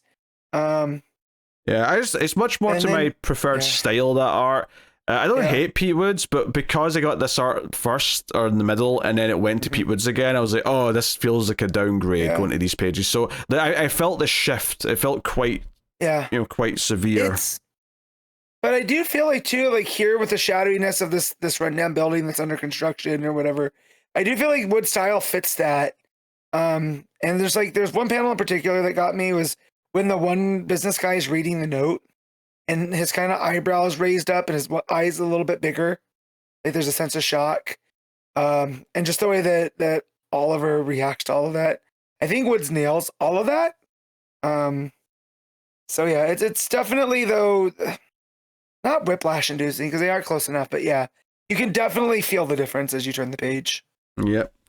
It's just something that stuck out to me here. And it's kind of weird because you would have thought that the different artists might have done the flashback. That's how they usually split it up, and it feels a little bit less jarring because it's meant to be a different time period, so the different art style can sometimes work in that sense. But maybe it's because this Prion is going to be a recurring thing with these flashbacks, and because Woods is the main artist on the arc, they wanted Woods to be the one to do that with the Prion character. Which, to be honest, right now, Prion is my least favorite part of this arc. Like, I am digging the stuff with the company and the assassination attempts and like these three characters working together. I'm kind of into the mystery of the girl as well. I think that's just kind of weird enough that I'm kind of enjoying that. The crappy F-list like hero that tried to be a thing in the past that's been kind of retconned into their history. Whatever. Not feeling him. That jabroni, he's not even cool looking. His mask looks dumb. He's wearing a cutoff vest, and this guy was supposed to be the best of them. So like, Taylor has an issue to wow me with Prion before. Oh sure, yeah. We throw him to the Z grade. It'd be one thing if they just sort of like left it ambiguous, but yeah, like them saying, "Oh, he was going to be the fourth of the quartet. He was the best of his." I'm like, you're going to have to do some serious selling to me for me to even like come close to thinking that. If they had just sort of implied that there's someone that we lost back in the day, and then we find out, oh, it was this eager young guy who was in over his head and kind of had I won't say that his character's like Jason Todd, but just in the sense that he was a young hero that got killed, and that this sort of darkness has followed them for all these years, kind of thing. That'd be fine. It's like it's okay that he was a loser. We vowed never to talk about it, right? Because it could have been any of us. But it wasn't. There's that type of stuff. But yeah, he was meant to be the best of us. And you have Batman and Black Canary. And then Green Arrow mileage may vary. But we can all agree that Canary, Dinah and Bruce are top tier of the characters, especially when it comes to the street level. Yeah, I love that. I think obviously some people will yell, I'm sure, but I think most people would agree that Batman and Black Canary are clearly number 1 and 2. And then yes, I like Green Arrow, but he is definitely number 3 in that trio. Yes, by far. And then you have this guy that's supposed to be better than. It's like, I don't know about this. Also, I did love when they're talking to Oracle in the car, and it kind of felt like Oracle and Dinah, just their camaraderie was coming out by her, like, chiming in and talking to Babs, because they're obviously like best friends, basically. I like that little touch, because it's not a Birds of Prey book, but it's kind of like a fun little just moment of like, hey, yeah. Well, it reminds you of the shared universe, right? Like, oh yeah, when Dinah's not here with Ollie, she is probably hanging out with Babs, because they are best friends. So, yeah, I loved all that type of stuff. Yeah, no, that part was good. All right, what are you giving Detective Comics? I'm gonna give this just a straight 8. Yeah, I think I agree with that. I still have some convincing left with the Preon stuff, but like everything else is doing. So yeah, good stuff. Superman 37, legacy number 880. Joshua Williamson writing with Dan Mora on the art, and once again, it is indeed prime time. Oh jeez, I hate this jabroni. Here's the thing, right? I don't particularly like him either, but the thing that was getting me were like, if you have Superboy Prime, you make a little couple of nudge nudge wink wink meta jokes. That's fine. And it's one thing when he says a meta joke straight to the audience, right? When he turns to the camera effectively and says, hey reader, aren't you just sick of events and tie-ins? It's like, that's one thing. Like it or don't, I'm not necessarily in love with it, but I can kind of accept that for what it is. But see when he starts talking to the Kents, and he's like, hey, at least you're alive in this continuity, and do you know that Mark Waid would actually rather you two be dead? I know it's surprising. That just, it's like, I don't want him talking to the characters this in-depthly about like the meta like, character discussion, I don't want that. Look, I understand where you're coming from, but the editor's note from Mark Waid going, yeah, no, that's true. That popped me as a comic reader. Does it make sense in the scheme that he should be telling the Kents any of this? No. Right? My problem is purely from the side of the characters. I don't want the Kents hearing any of this. That's what I don't want. No, because they have no idea what a Mark Waid is. Right? Like, that name means nothing to Martha and Jonathan Kent. So like, he doesn't have to say any of this, and this is just Williamson being a little bit too cute, and it makes me upset with me that it worked on me for that. And again, without that Mark Waid editor's box, I really rage about this. But that's true. And then it makes me rethink Birthright and all that type of stuff. I'm like, no, Waid was good writing the Kents. What are we talking about? Yeah, you don't have to. This has nothing to do with like rethink it. Like, Mark Waid's allowed to think the Kents should be dead by now. That's okay. That doesn't change Birthright. It doesn't change anything else he's written that's been good. It's fine. You don't have to worry about that. Yeah. That's not the problem here. The problem is the Superboy Prime, for this amount of time, and by this amount of time I mean, like, I had enough of him when he was like guesting in a couple of tie-ins during KO. That was enough Superboy Prime. This is far too much Superboy Prime. Him being the lead in the Superman book is far too much Superboy Prime. And I'm just... Yes. I don't want to be reading the Superboy Prime book. It's not why I'm here. Anyway, it's just, there's too much meta stuff. It's too much like nudge, nudge, wink at the camera. Isn't it wild that we're making these references? Look, when you've not seen him in a long time and he jumps in and makes a meta reference, that's fine. Once he's done it for like a couple of issues, it's like, okay, we're just doing Deadpool humor now, basically, at this point. Yeah. That's effectively what it becomes. And because it's not like it's terrible when it's like, oh, he's trying to be good at his job at the comic book store, and he's like, you know, he's oblivious to the fact that the girl's flirting with him and asking him to hang out, and he just kind of says, why would I go to your place to read comics? I have all the comics I want to hear.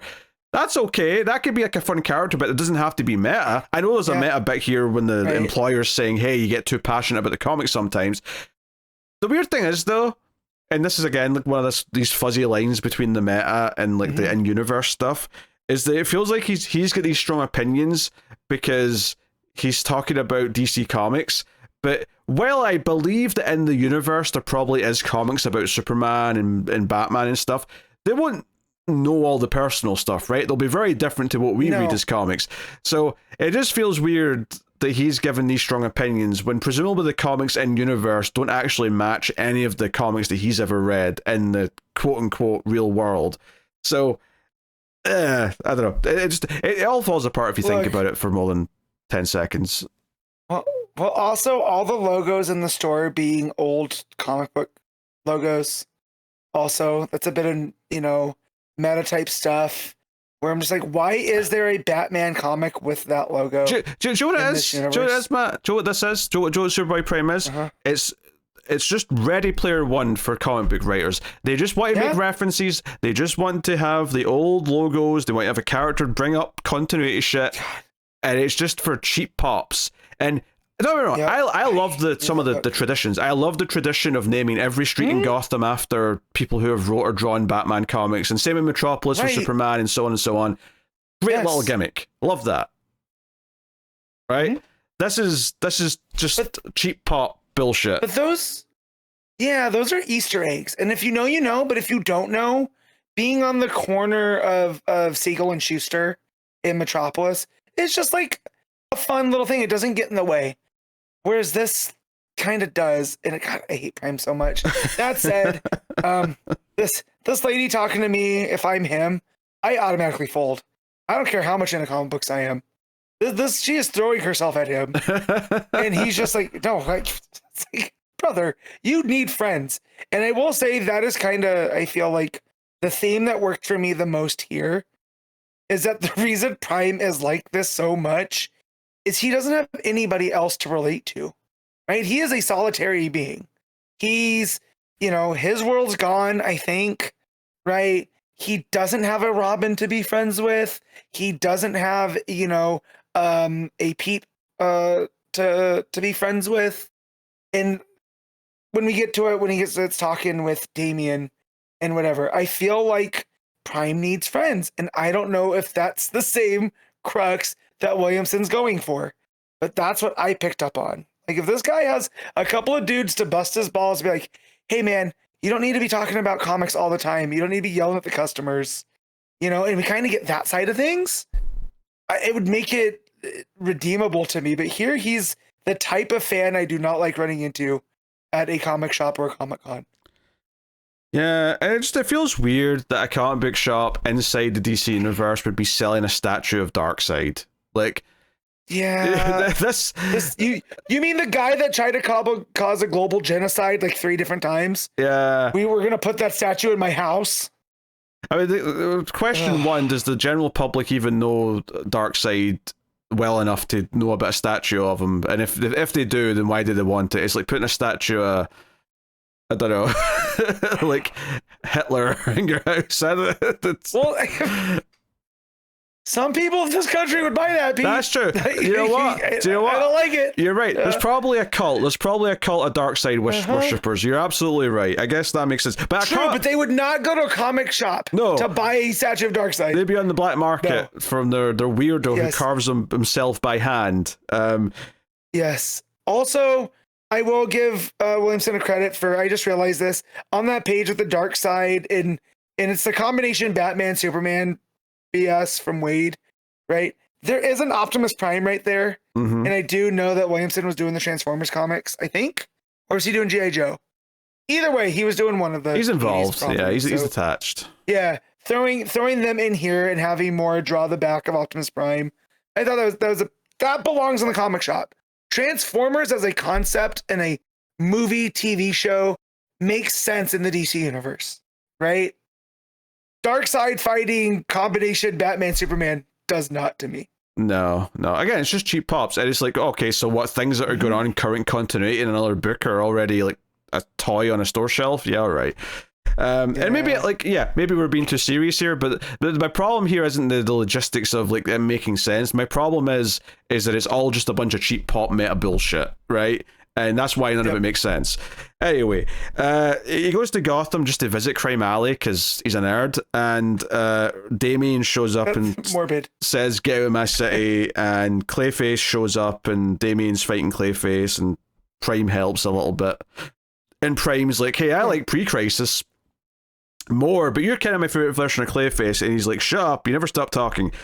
Clayface turns into Superman for a minute to try and trick him. Does not work, of course.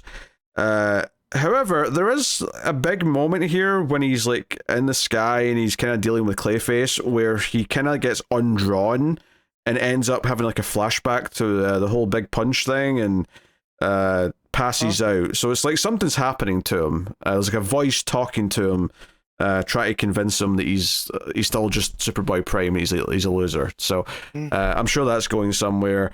But you know.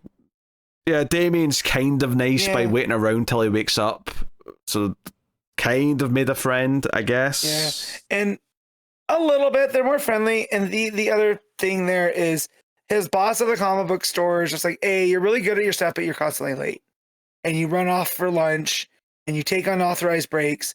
We can't give you Employee of the Month, which that's not how Employee of the Month works. Williamson, I know you've been out of a regular day job for a minute, Mr. Comic Book Writer, but you know, I'm gonna have to give it to someone else if you're late again. Regardless of if Prime's late or whatever, he's still a good employee, right? Like, I understand him talking to him about that, but making this the crux of he won't have Employee of the Month, I thought was silly. I mean, I don't think there's rules to Employee of the Month. I think whoever's given it out can judge it on whatever criteria they feel like. Right, but I just look at that as him being late one more time, I don't think would disqualify him if he's that good at his job. You know what I mean? Like, well, I think it would, but I think it's too late. I think if he's late one more time, he should just fire his ass. Yeah. I don't understand why he still has a job. Right, and that's the thing, but you're going to give him Employee of the Month, which we're here because he wakes up in Gotham, right, after he's, been undrawn or whatever we're calling that. He gets there and his boss gives him a talking to. I told you not to be late. I'm going to have to give Employee of the Month to somebody else now. Well, it's like, well, no, you tell him to grab your stuff. You're not coming back, So there's just some weird stuff. And I don't know. I don't want my Superboy Prime having real life problems like that, I guess. Actually, I don't want a Superboy Prime now that I think about it. Yeah, he said that as if you've got an ideal version of what you want Superboy Prime to be. Yes. No, I just don't want him there. Yeah, anyway, the kind of moment is he's recounting all this to the Kents, and he's like basically frustrated because he knows he's being spied on by like a Justice League team, and it's like Power Girl and a bunch of others like hovering over the Kent farm. And Martha Kent goes out, calls down Power Girl and says, hey, like, how's he supposed to actually have freedom to show that he's better and be good if he's always being watched? Like, you have to give him a chance. And Power Girl's like, yep, all right, everyone, you heard her, let's leave. And that's kind of that. The ending, though, reveals that girl that was flirting with him is actually part of a witch coven and is trying to lure him back to sacrifice him for their god or whatever. So it says, next issue, Witchfire versus Superboy Prime. Yeah, so, and we know that magic is one thing that does affect Prime pretty much, right? Because magic affects the Kryptonians. So I do like that matchup. But yeah, Witchfire is a character that came up that I remember from, was it Tynan's? I'm going to say it's Tynan's Justice League Dark. Like, she was a background character in the Oblivion Bar. I think she had to do with Hecate. I can't recall fully. But once I didn't realize that was her though until it says here, this is Witchfire versus Superboy Prime. I mean, I think she's in a t-shirt and jeans because they don't want you to get that she's anyone until it reveals it. So it makes sense. I mean, there's a clue. There's a flame on her shirt to kind of give you a clue, but it's not, like her outfit or anything. Again, redheaded witch lady, I would have folded if I was Superboy Prime. That would have been it. She would have had me. I would have been in that cauldron.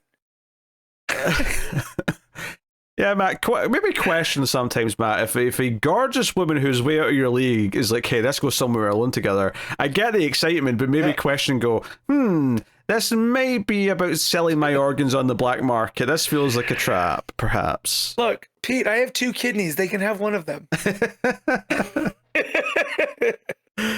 Sharing is caring. But yeah. I mean, Boy needs friends. That's all. This was by far the thing I was the least excited to read this week, and was therefore then also equally the thing that I enjoyed the least this week. Yeah. So at least it's good to look at, because I do like all of Mora's designs. Oh, yeah. Right? Mora's a great artist.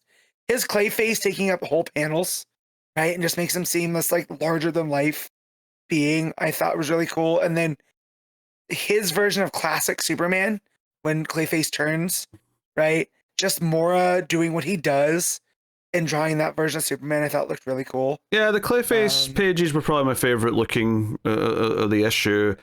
Maybe the only meta thing that Prime said that I remotely enjoyed, because it fed into the actual character story, was him saying to Damien, hey, like, you were a little shit when you first showed up and everyone hated you, but now everyone loves you. What's your secret to that? Like, that being a little meta, I was kind of fine with, because it actually fit into the character arc he's going through. So it had a purpose beyond just, hey, this reference thing, because we like referencing things in meta ways, because, I don't know, we get off on it or something. But, yeah. Well, and I like that, though, too, because it adds to some depth with Damien, too, where he's like, I just assume that everyone hates me and then I don't care. And I know Williamson's written Damien enough now, and we enjoy his Damien. And we're like, well, I don't know if that's true, Damien. I don't think you think everyone hates you. Yeah, but he admits that by the time Prime leaves. Yeah, right. And so that's why I like that. It sets that up there. That's what he's projecting to Prime, right?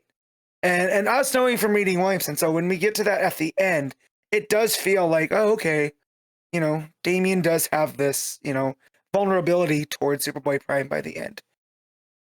Yeah. All right, what are you rating Superman? I'm going to give this do I lowball it? Do I name it? No. Again, I'll give it a straight 7, because at least the art's good to look at. I'll give it a 6. It's merely okay at best. All the meta Superboy Prime stuff is grating on me. I didn't hate every scene, though, so take that for what you will, and it looks good. Yeah. All right. The Flash, 32, legacy number 832, Ryan North writing with Gavin Guidry on the art. So, last issue was the whole story of someone mysteriously giving out prize money for the best photos of the Flash saving them, so Wally would be kept busy running around saving people who are all throwing themselves mostly off a building. Some people do some other things that, like we see in this issue, like stand in front of a train or whatever it may be. And yeah, so he's still dealing with that, and it's a bugbear. He's running through the city. He's having to dip out in the middle of dinner multiple times, and he's like complaining about it. And there's some sort of like, maybe if I, like I've made it clear that I go to bed at 11 p.m, so people shouldn't do anything then. But Linda's like, yeah, but if you patrol one more time and save someone at 11:05, tomorrow people will be trying at 11:10. It'll just keep escalating until you're just doing it all night. I love the domestic conversation of superhero hours, right? This doesn't even have to do with them, trying to get the picture of Flash, right? I feel like this is a conversation Linda and Wally would have had because of his Flash stuff. It's like, hey, you're allowed to be off from work. I know, like, vigilante keeping the peace throughout Central and Keystone is your thing, but also we have children we need to put to bed. So again, I feel like them nailing that dynamic is a good sign. Yeah, the kids also offer to help to lighten the load, and he's like, no, that'll just maybe escalate things as well, and more people will get involved. No, we'll stick this to just me.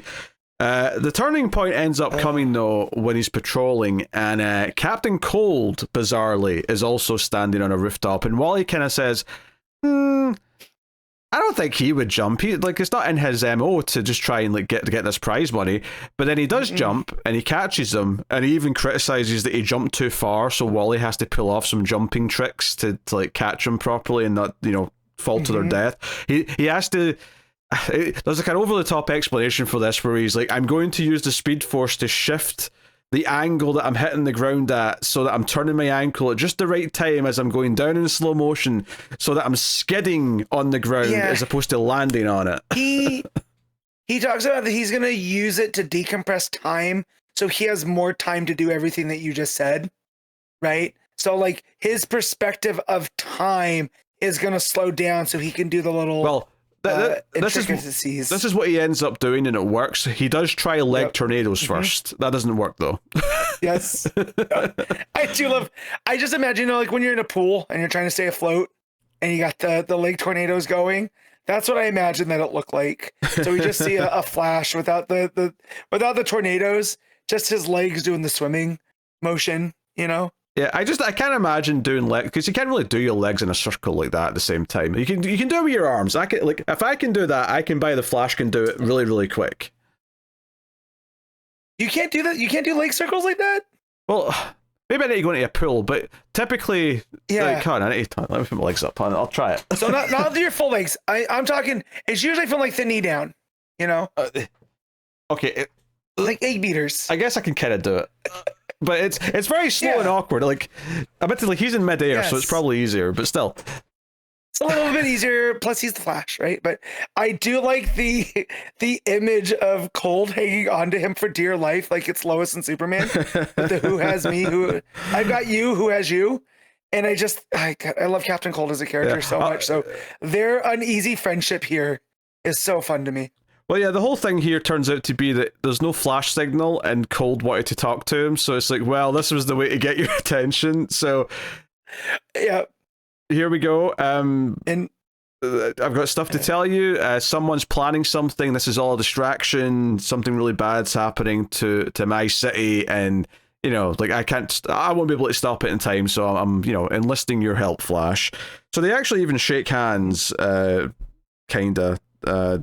Or maybe that's a later scene. But it's it's a whole thing, and he talks to Linda, and he basically, while he puts out an ad in the newspaper, and he's talking to Linda, he's like, "All right, I've put an ad to try and make this better, because it occurred to me that I don't have to wait till they jump, so that if I take them off the roof before they jump and just speed them down to the ground, there won't be a life-saving photo, and I'll be ruining the competition." So that becomes his plan, where he just speeds up, grabs the person, moves them away, and he just keeps moving so they can't take a photo. And it's like, okay, so you're kind of defying the whole thing without encouraging them to keep doing it. At one point, a whole party on a roof gets sped down to the ground, and they're all kind of freaking out. There's also a funny one where someone's trying to make an explosion in their toilet.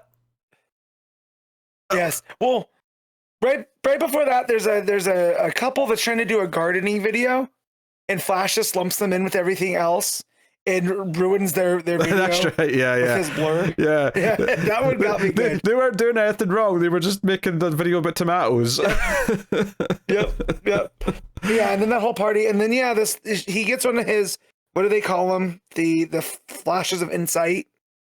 That she's mixing chemicals in her toilet.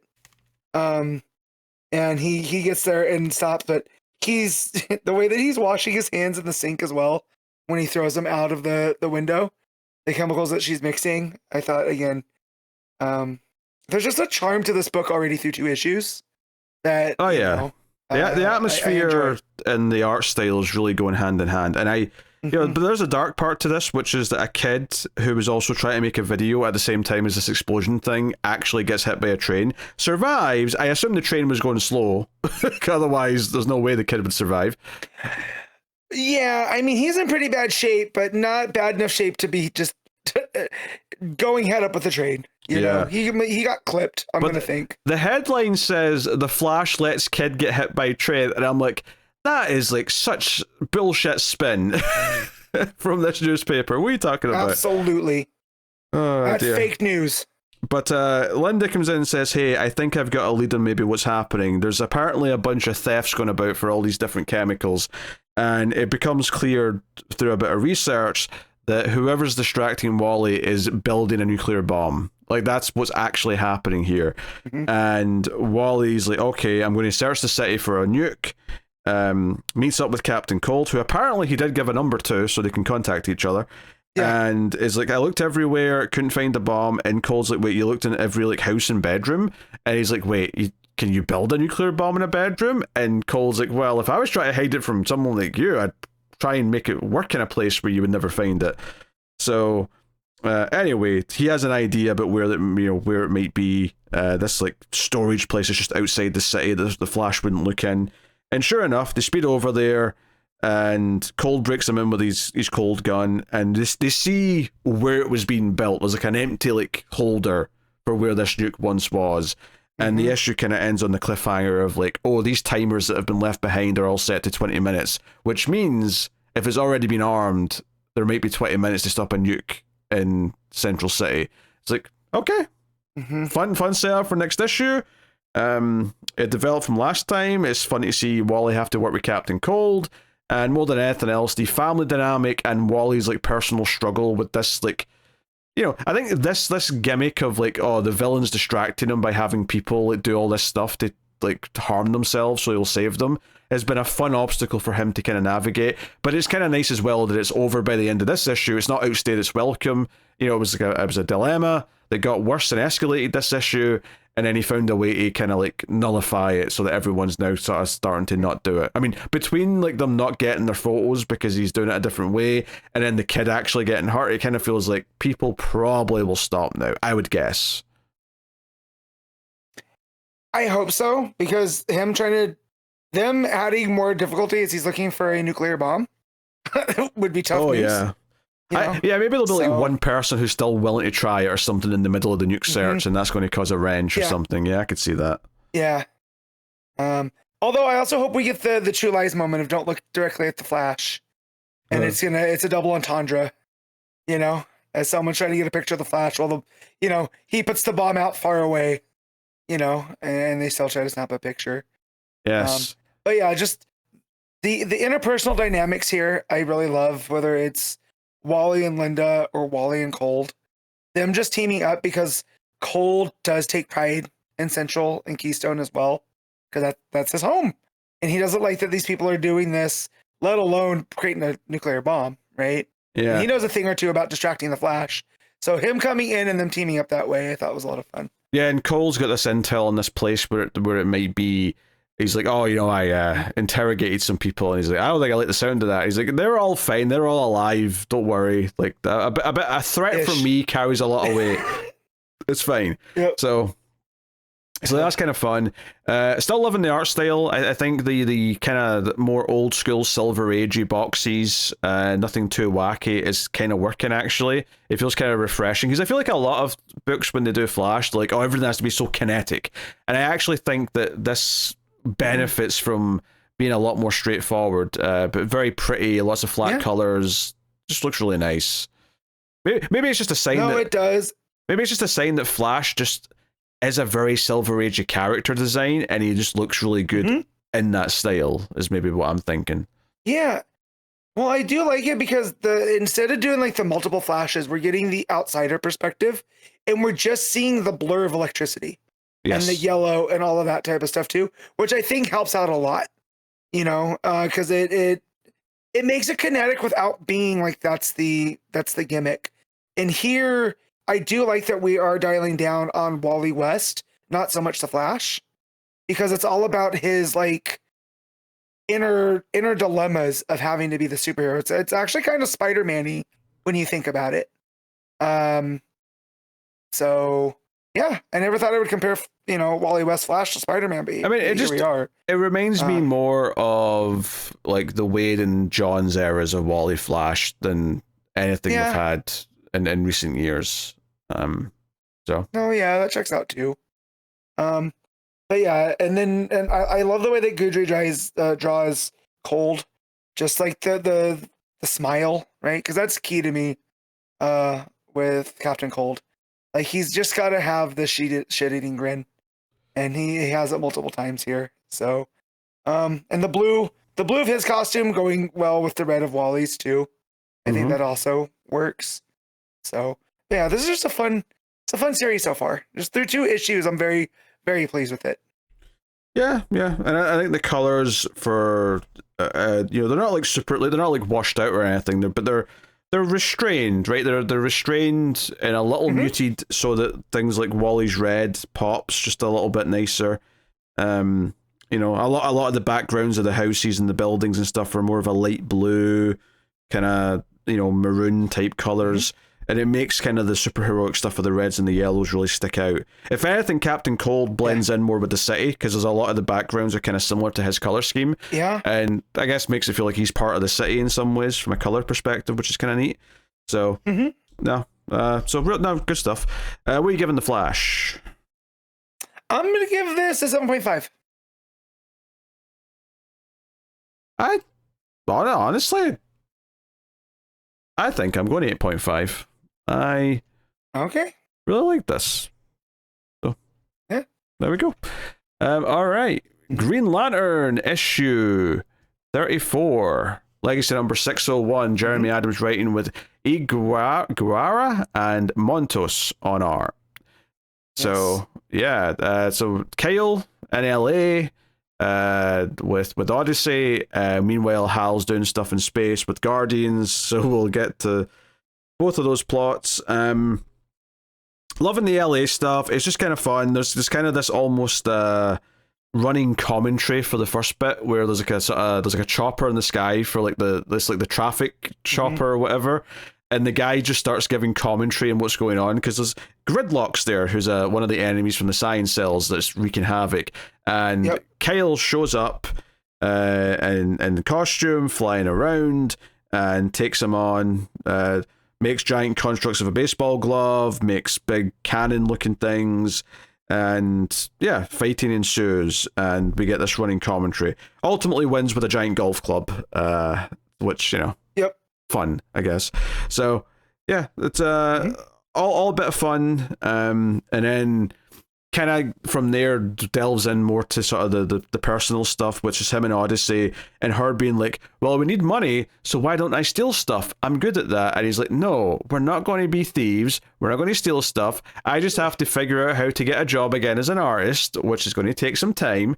And basically the joke here is that he's trying to explain that you can't just come to you as much as the dream is to come to LA and get plucked off the street and just get the perfect job that you want, it doesn't work that way. And then immediately some sleazy producer sees Odyssey and he's like, Odyssey, you're so beautiful, I come for a meeting. And it basically says, my star dropped out of my movie and you're perfect for it, please star in my movie. And like, you don't even know if she can act yet, she's not even done an audition, what are you talking about, my man? Like, I'm glad she's hanging out with Kyle because I felt that she was gonna get human trafficked.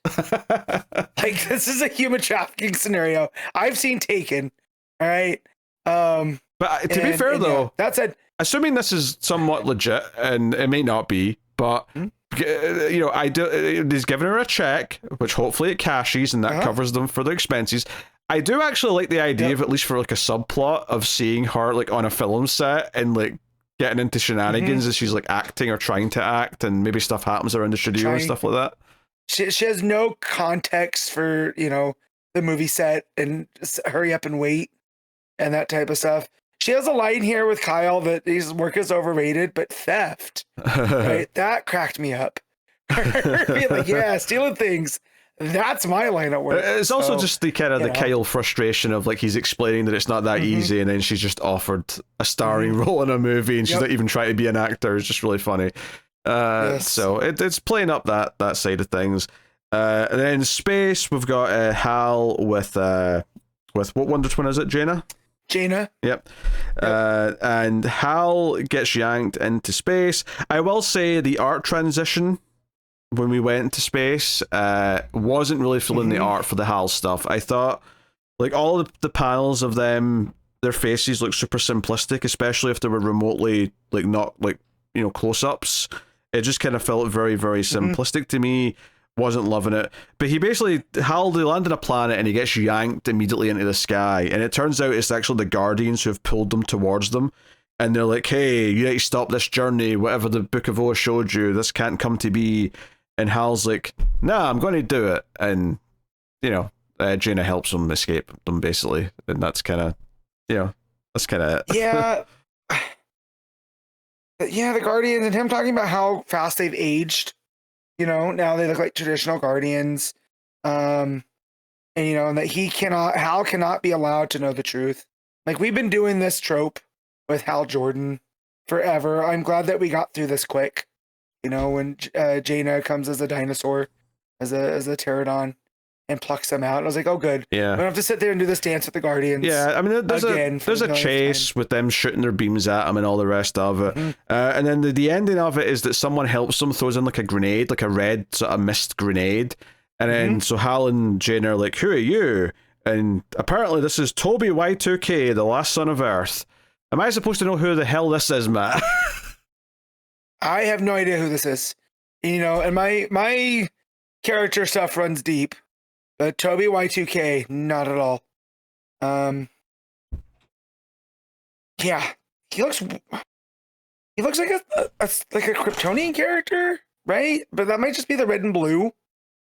Definitely weird. He looks. So I don't know what to make of this guy yet. He looks like a lame character who's not going to show up again ever after he's done with this arc. Yeah. He's wearing a literal red coat, so maybe he's a red shirt. So maybe he'll be the final son of Earth, and he won't make it out. I don't know. I mean, it's only one page, but the name and the look aren't doing anything for me, so I don't really know what to feel about this guy. I mean, I think my coming out of this issue is very much Kyle and Odyssey on Earth. Having lots of fun with that. It's nothing special, but it's good fun, and I'm liking the personality clashing between them and their banter. Stuff on space, just kind of like, this is Guardians bullshit and whatever, and then this Y2K kid. I like that Jeremy Adams has a lot to say about the movie industry. You know, between the AI one last time, and now this guy with the with this Phantom movie that we still haven't seen, and then Odyssey telling him add an extra 0 to the check, and him just doing it. Like, stuff's not adding up. So I feel like some of these things were inspired by maybe things that Adams has been through working in TV and movies and whatnot, which might be fun. And then this last guy, Toby Y2K, my stupid self read that as Toby Ezek, not as a Y2 and a K, as a YZK. And I was like, who the hell's Toby Ezek? I was like, oh, we're doing like, maybe he's an imp. And then when you read it as Toby Y2K, I was like, oh yeah, that makes way more sense. I mean, I could be wrong. Maybe it is Ezek, but I thought it was Y2K. Hey, it makes much more sense to be Y2K. But yeah. Would much rather just dial in on Kyle and Odyssey at this point. That's where the real money in the book has been. Yeah, there was the bear stuff last issue as well, was the Kyle stuff. Yeah. So like I said, art change as well. Wasn't really feeling when it shifted. Montos, great. Other guy who I didn't really know, wasn't feeling as much. Felt like a big change and a big downgrade. So there's that as well. So I don't know. It leaves it in kind of a mixed place overall, even though I'm really digging the Kyle side of things. But yeah. Well, there we go. What are you rating Green Lantern? I'm at 6.5. I think that's fair. Like I think I'd probably rate the Kyle stuff like a 7.5, and then the Hal stuff like a 5.5. So I'm meeting in the middle with a 6.5. So I think that's fair.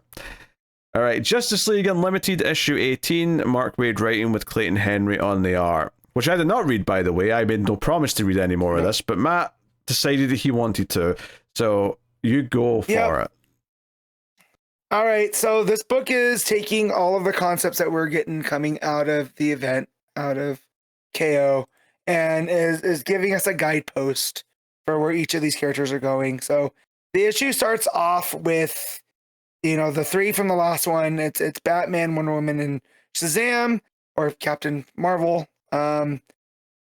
Basically setting up all the stuff that's been going on, and that because of the events of KO, they are doing this amnesty program for the villains, right? But in order to do that, we need to have people that they can trust going out into the field with them.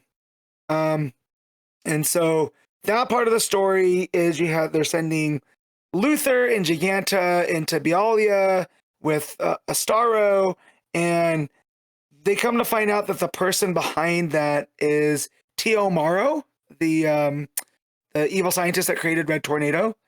And he's trying to, pull some type of job in Bialia, where Luther points out that, like, Tio Maro really doesn't invent things the way that other super scientists do.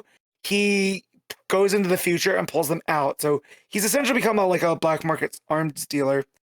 So essentially, Luther uses his superpower of money to buy this device that is a molecular disruptor that gets the entire team, right? Giganta, Connor Hawk, Green Arrow, Wildcat, all of them on the ground because it's like shaking their molecules. Luther buys it and essentially shuts it off. And at the same time, this is where we get to the ending, that while he was doing this, he filmed a video essentially putting out into the open this supervillain amnesty program. And at the end, you have Gizmo, Scarecrow, and General Waid Eiling, who's usually Shaggy Man, right? They put his consciousness in that weird Bigfoot-looking robot way back in the 90s. And they're all standing there. So I don't know if this is a tip of the hand that Wade's like, oh, these are some people that they're going to go after, or these are people that are going to look for amnesty, right, from the Justice League and almost be bad actors from the inside. But yeah, Luther definitely went a little bit rogue here by putting this out there. That's the main story. Clayton Henry's art, really good. All the action sequences with like Giganta, holding up buildings, them trying to evacuate the people from getting out. Fantastic. All looks good. The two side stories are things that we've already seen in the pages of other books. The first one is Blue Beetle's going around, and he's kind of our character that we're following. He goes and talks to Guy, and Guy talks about how coming back from the tournament, he had this like spiritual awakening, and that he's going to go become the Pope of the Green Lanterns, which Ted finds hilarious. So we get this great, sequence of Ted laughing, and he's like, Guy's like, it's not funny. And Ted's just like, yeah, I can't breathe. So that's a lot of fun, but we essentially get the Justice Gang of Guy Gardner, Mr. Terrific, Metamorpho, and Hot Girl onto this spaceship to go with Guy to go get started becoming the Pope of the Green Lantern, which I thought was, a bit synergistic, but they all work well together, right? And then as Ted leaves them, they go off, and Guy's trying to be the captain, but Hot Girl's like, no, I'm a better pilot navigator than you. We get the three that have showed up in Action Comics. We got Martian Manhunter, Booster, and Mary Marvel. They have fixed Booster's time bubble, the time sphere, right? And they essentially talk about how they're going to go back and search for Superman in the past, since he's disappeared, and it catches us up with what's going on in action. And so we get our first bit of what's his name? Epoch. I'd already forgotten his name. As he busts, through the time bubble and stops them and says, you're interested in this? Go check out Action Comics. And again, Clayton Henry, maybe some of the best work I've seen from Clayton Henry, is handling all this Justice League stuff, and very much doing the house style of DC a service. And then the last part is there's a conversation with the Boom. So you remember Jay Garrick's daughter, Judy, and Airwave, being that they're that generation of the lost sidekick characters. that were put away that Stargirl rescued, and they're kind of feeling like they don't know what to do, like, because where they're from, it's weird that you would give amnesty to these supervillains because bad guys are bad guys, right? They're from a simpler time, and turns out Plastic Man's hanging out, and he does this thing where he hides his furniture to surprise people, and he's acting as a lamp. And he talks about how, oh yeah, I used to run with the mob, and I was a thief, and I fell into it, and that's how I got like this. But they gave me a second shot, so you know, who are we to deny that to other people? And they say that as part of this, there's a special energy signature that they are given that if they go rogue, it will automatically transport them to the Phantom Zone. So we see that with Weather Wizard, that he's supposed to be one of the guys that's going out there. He tries to do weather wizardy things, and he ends up getting, transported straight to the Phantom Zone.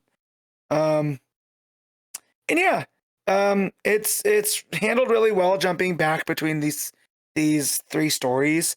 And the main one though that gets me is the stuff with Lex and Bialia and Tio Morrow, because him just deciding he's gonna buy things. I don't know how that works out when they know he's a criminal, right?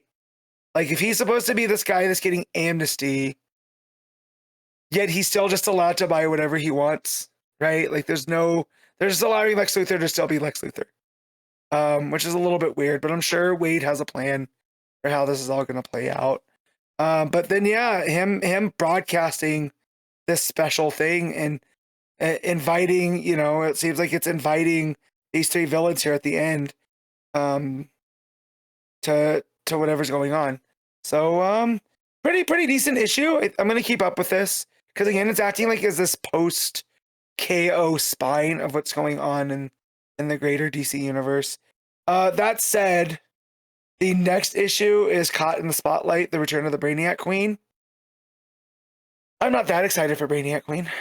Like, that's a concept that I thought that we were done with. So, all that said, I mostly kid. Unless it's a busy week, I'll still be checking this out.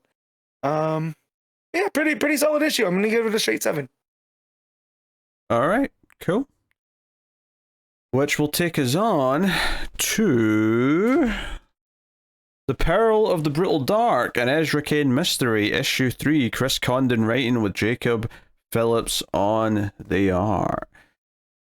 So yeah, Ezra was captured last issue when he was snooping around the Germans' warehouse or whatever it is, the factory, and the clock factory. And that's how the issue starts. It's him just on a completely black page with nothing but a light bulb above him and the desk in front of him. And then this German guy comes in and interrogates him. And it's very much the Indiana Jones trope of the smiling German who's clearly lying through his teeth and like, yes, you're an American. You could come to why you at a factory here, Cain. He's got like a brutal henchman with a big mustache. And of course he's like, hey, I thought I saw someone with metal legs. And he's like, oh yes, that was a fallen comrade during the Great War who got legs given back to him via technology. And it's like, yeah, okay, pretty sure it was an automaton, but yeah, we'll see how that goes. Yeah, and the way that he brings it up, he's like, oh yeah, the Great War, as your country called it. And he's like, I served in that war for the Austro-Hungarian side, and I saw the horrors of war. So the fact that we can give this back to people, and I'm just like, seems like you're using altruism to hide something else, bud. It does. But the other thing, he's so slimy. Yeah, the other thing is that he asks, okay, why are you here, Ezra Cain? And he's like, well, this woman said her husband's missing. Do you know anything about this man? And the German just smiles. And like a minute later, this missing man, the husband, is brought into the room. And it's very clear he's too scared to be honest. He's like, hey, why don't you tell him that you're here working happily? And he's like, yes, I'm married to my work now. Yes, I'm happy to work. And like, Ezra isn't really buying it, of course. He's giving it side eye the entire time. The big henchman's hands on the guy's shoulder during the whole thing. He looks terrified. Yeah. The way that Jacob Phillips is doing the light here, with the way that all of these bodies are casting shadows in this small room, like, it's perfect for the scene. Because just like, you don't have to see the big German guy to know his presence, because like his shadow will come across one of either Ezra or the other guy's face, and he feels like he's taking up the whole room. And yeah.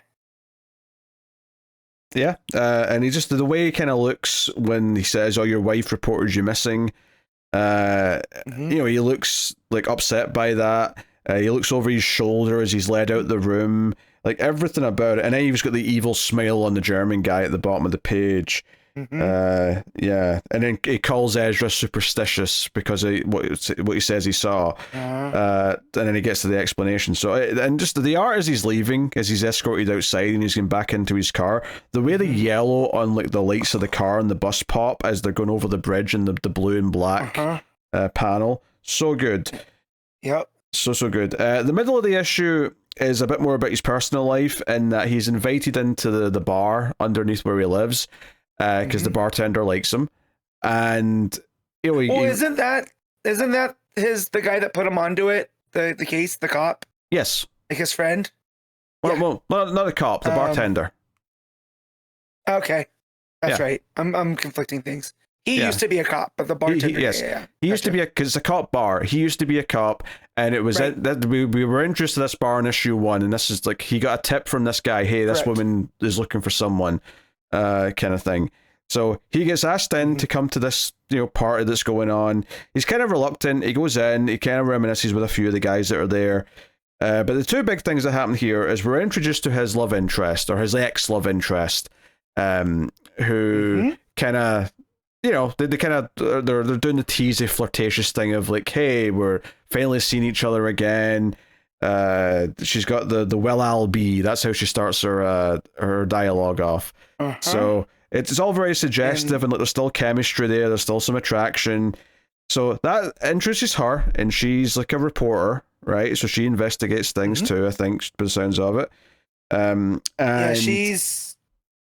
Yeah, there you go. I was gonna say she's been also investigating a cult that calls themselves the Brutal Dark, and that gives Ezra some like, the eyebrow goes up. He's like, oh really, tell me more. What's been good? And she's like, oh, there's nothing confirmed, it's all hearsay, it's all these ghost stories, but nothing, but everyone thinks they're up to something big. The other big thing that happens here is that the chief of police comes in, and he does not like Ezra doesn't like him. No. And immediately starts goading him into conflict, and mocking him and sort of pushing his buttons, and just straight up leads to Ezra going to punch him. But then like one of the young cops comes out to defend the police chief, so Ezra gets put down on the ground. Twice in one night, Ezra's gotten the absolute piss beat out of him. Yeah, and he still gets back up. I love this guy. Well, I mean, you say he gets back up. He doesn't. Well, no. What I mean is there's a sense of that kind of pulp hero that will get his ass kicked, right? But it's not going to make him stop. But specifically, his ex-girlfriend, probably with the help of someone else in the bar, carries him up to his place, and he wakes up. He has like a nightmare of like the evil German and like an old soldier from the war, and like, he basically just has like a nightmare of everything mashing together. Yeah. And then he wakes up on his couch bloody, and like she's standing there, and notably she's in the red dress, so she's popping visually against everything in all of her pages, because the red of her dress is so much more colorful than everything else on the page, and certainly all the other characters. So but she's there, and she's like telling the other guy to leave and she can look after him, so she does. She's cleaning up his wounds. There's some really smart little things here. There's a panel where it's like the side of his face, but you can see her looking at him from like the other side. So it's this perfect kind of like overlapping kind of thing. They're talking about everything, and we get a little bit of tease as to why he left the police force. That he wouldn't let another cop kill someone who was innocent, and he kind of stepped in, and she's like, hey, do you regret that? And he's like, what? I did what I was supposed to do. I protected someone that needed protecting. Like, I'm not going to apologize for that. And she's like, yeah, but all this trouble it's caused you. So, you know, it's given us a sense of his moral compass, you know, for all the disgruntled, like, you know, gritty detective that we're getting presented with.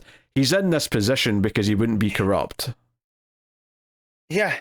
Yeah, he's that type where the police commissioner called him a rat, and that's why, you know, he went after to hit him, and then the rest of the cops jump him and all that. So you do get the sense. So between that and the back matter from the first issue where he went into Harlem as a police or as a private investigator, knowing what the police were capable of, so he took that on. So we get that sense of he has a very strong sense of justice, you know, and the fact that he's not going to be a corrupt cop is what puts him on the outs of the rest of the police force. So it's like he's kind of a man alone right now. So you got the case that he's investigating. The cops are, you know, not out to get him, but they're going to be an antagonistic force, it seems.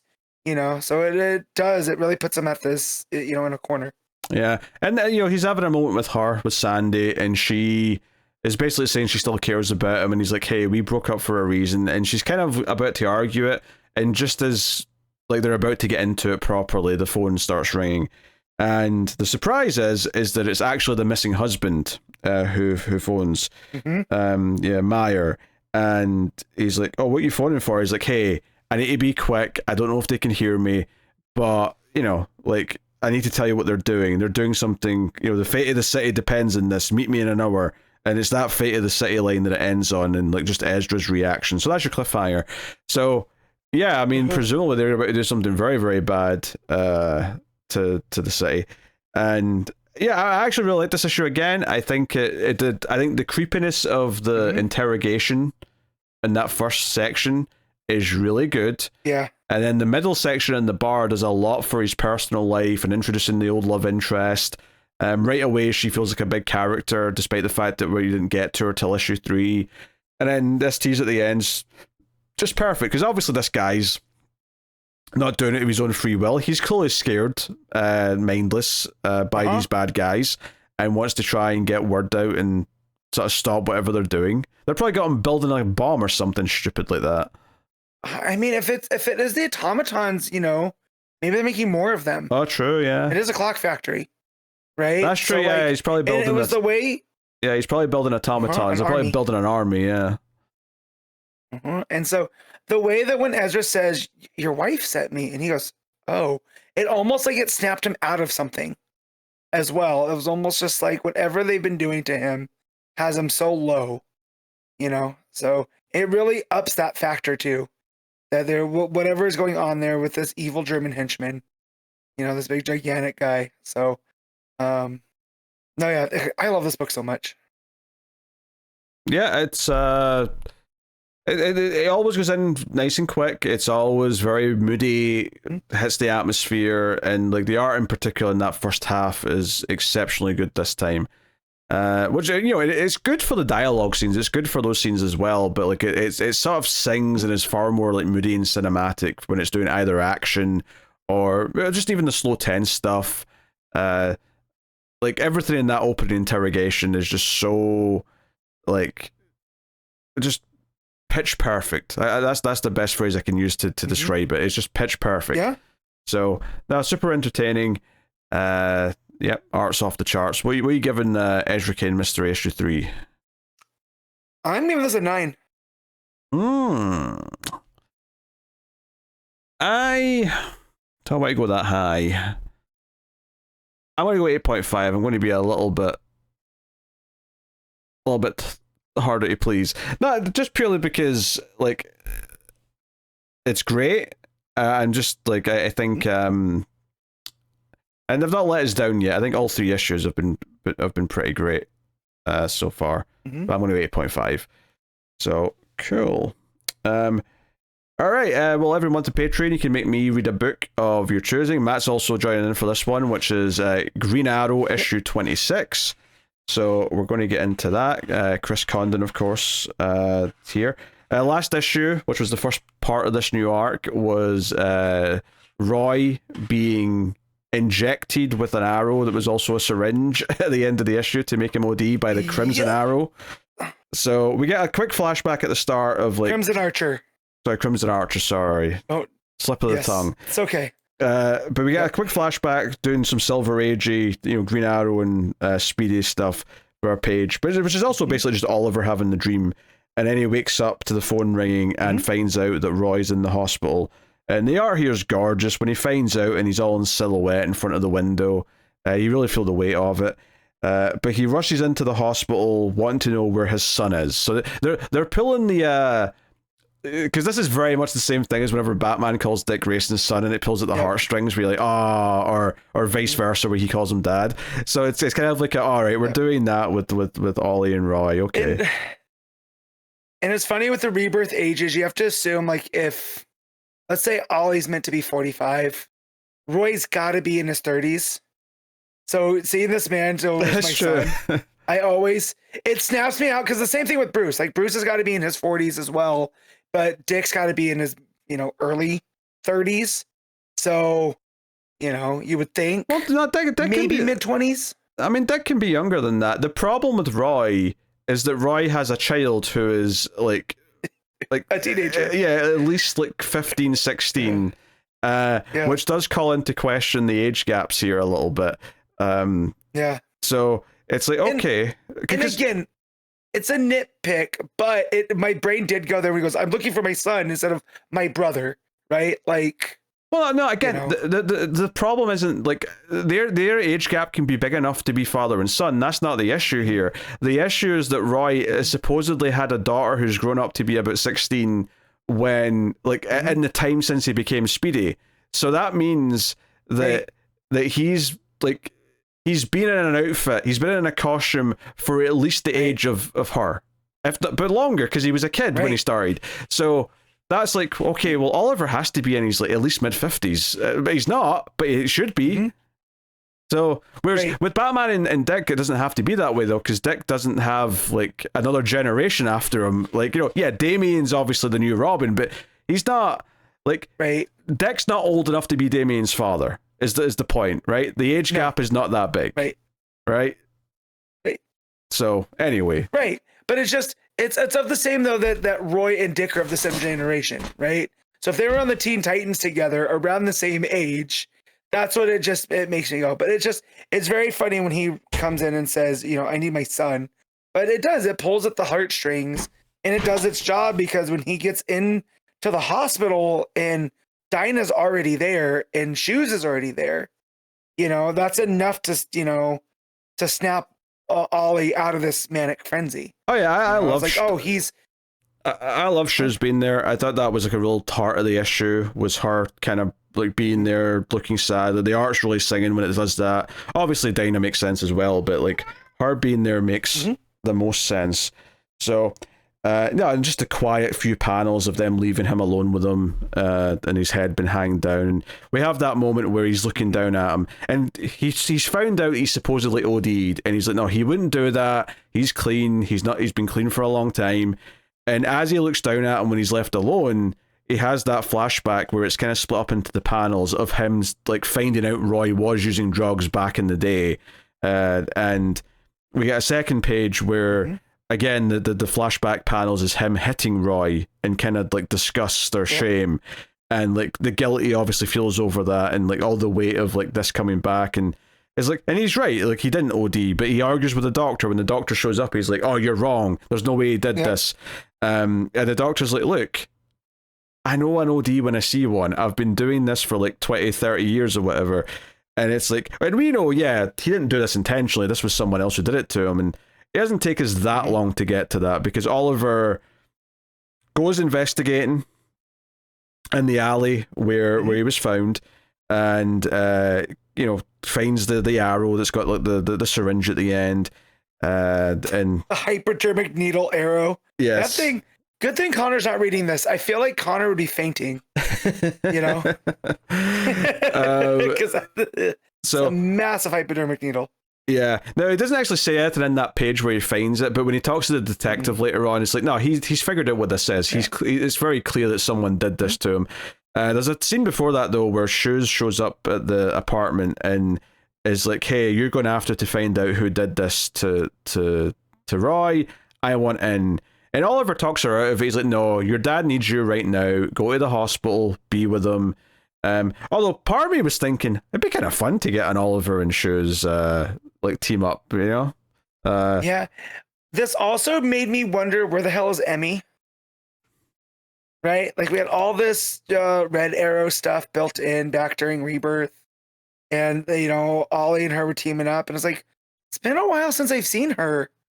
I mean, it's great that we have Shoes here, right? She goes by Cheshire Cat, right? That's her new superhero name. So, I mean, that's great. I don't want to discount anything from that, but it definitely made me think about, you know, where's Red Arrow? What's she up to?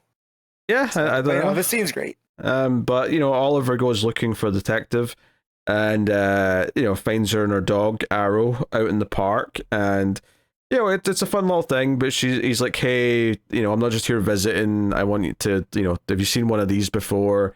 You know, my friend turned up, OD'd," and she's like, "Oh yeah, we've found a few of these around the city. There's people turning up." And we did get some footage off of like a house camera or a door camera from one of the victims, and you know, so they get a look at him, this Crimson Archer character. And yeah, you know, it's so I do love that she's not even like thinking twice about this. She's like, "Yeah, here's everything we know about it. Here's some evidence," like just handing it over to the Green Arrow. So that's all fun. But no, I think for more than anything, what was really hitting me with this issue was all the human parts of it, which is, you know, the concern over Roy, the going to the hospital, the reactions of everyone there. And then there's another scene here where Shoes goes to the hospital and Dinah's just on her way out. And, you know, the big cliffhanger is obviously at the end is that he's gone. Like, you know, Shoes gets to his room and the bed's empty. So, yeah, which looks like, I mean, unless he got up and he's better, you assume someone took him. Snatched him. Right. Yeah. So that makes the most sense. Right. But no, they are here though for all of these pages where they're concerned and they're sort of like they're hanging their heads and they're having their serious conversations is all very good. This is an issue with basically no action of any kind outside of like the one or two like the flashback of Ollie punching him or slapping him is the only like fist that's thrown the entire issue, and but it doesn't feel like it's missing anything for it. No, I was gonna comment on how fast this issue read. And then as we were breaking it down, talking, I was like, "Oh no!" I was just so invested. It felt like like it was flying, right? Because of all the dynamic stuff with Ollie and Roy and Dinah and him going and talking to the detective. It was a page turner without action, which is a really big skill to have, right? And then when you think about Chris Condon so far from his Green Arrow and now 3 issues of Ezra Cain, this is right in his wheelhouse. Like he is really good at the pot boiler type tension, the people talking in a room but keeping it moving, you know. And that this page where Ollie's talking to Shoes, just the way that it ends with the hug, right? Like I was reading it through like it was an action scene, you know, because of the stuff that they're talking about. Now it goes and the back and the forth. It's just Montos and Condon are really, really working well together. Yeah, he's very good. He's very good at the characters and the dialogue, right? And the art's very good at pacing these things out so they feel like they have weight as well. But I think it's really getting to me after like these, you know, 6-7 issues we've read, plus the Ezra Cain stuff, is that he's very, very good at characters having good scenes of dialogue together, where it feels well paced. It feels like things important things are being said or unsaid, and it never just feels like we're spinning wheels. So yeah, no, it's the sort of thing where I'm reading this and I'm going, you know what, I can see Chris Condon doing a Batman run at some point and it being very good. So you know, there. we'll see if he keeps getting those chances, and hopefully the fact that he's stuck with DC for a Vertigo book and hopefully gets something else in the near future. Here's my thing. Could you imagine Montos on Batman with Chris Condon? Oh, it'd be great. We've already got Green Arrow, we've got Green Lantern. I just Gotham at night with Montos's art. Yeah, come on. Or Detective, whatever book opens up at the right time. You know, doesn't matter. Yeah. And also it's not lost on me that Montos likes the purple and the green, and I know it's Adriano Lucas doing the colors, but you know, the fact that Ollie's wearing green, Leanne's wearing purple, Like those are to me the signifiers of Montos on something. So yeah, it's oh man, but the way this ended with the empty bed, it led to because immediately I thought, oh, Roy's fine. He got up, he's gonna go look for this dude. But could he in the state that he was in? Because they mention like everyone else has died, Roy didn't, and it might be because of Roy. His past, right? Yeah, his body's been able to metabolize. Yeah, his body's got like a little bit of a tolerance because he was an addict once upon a time, and that's maybe saved him here, ironically. Is an interesting little detail. I would suspect that he's been taken. I don't think he'd be... I mean, maybe they'll surprise me next issue. I think what gets me about this arc so far, these 2 issues in, is that the first arc like really sold us on the storytelling of Condon, plus the art of Montos, obviously, was a known factor. And it gave us a lot of atmosphere, it gave us a lot of build, and it built this new relationship with this new detective character that we've come to like, and it was nice seeing her again this issue. This arc, though, is like, oh no, he can also do the legacy stuff. Like, this arc is about Roy, it's about Dinah, it's about Shoes. He's bringing in the extended family, and they fit like a glove. It doesn't feel like, oh, all of a sudden his storytelling style is falling apart because he's having to do all these extra characters. This is the sort of thing that makes me go, oh, he can do the Bat family. He can do any family at some point if he wants to. And like, I don't know where he fits in with like DC, if like he grew up reading DC comics or whatever, but he seems to understand the dynamics. And we got that with Ollie and all of that stuff through the first arc. And then here, the fact that Dinah was already at the hospital, right? She's the one that called Ollie, and she's there with Lee and whatever. And it felt like it made sense. It felt like it was just right, you know? And again, because it is the Arrow family. Like, even like as much as it's the Bat family too, I feel like they're a close number 2 with how, you know, how much we see them all together.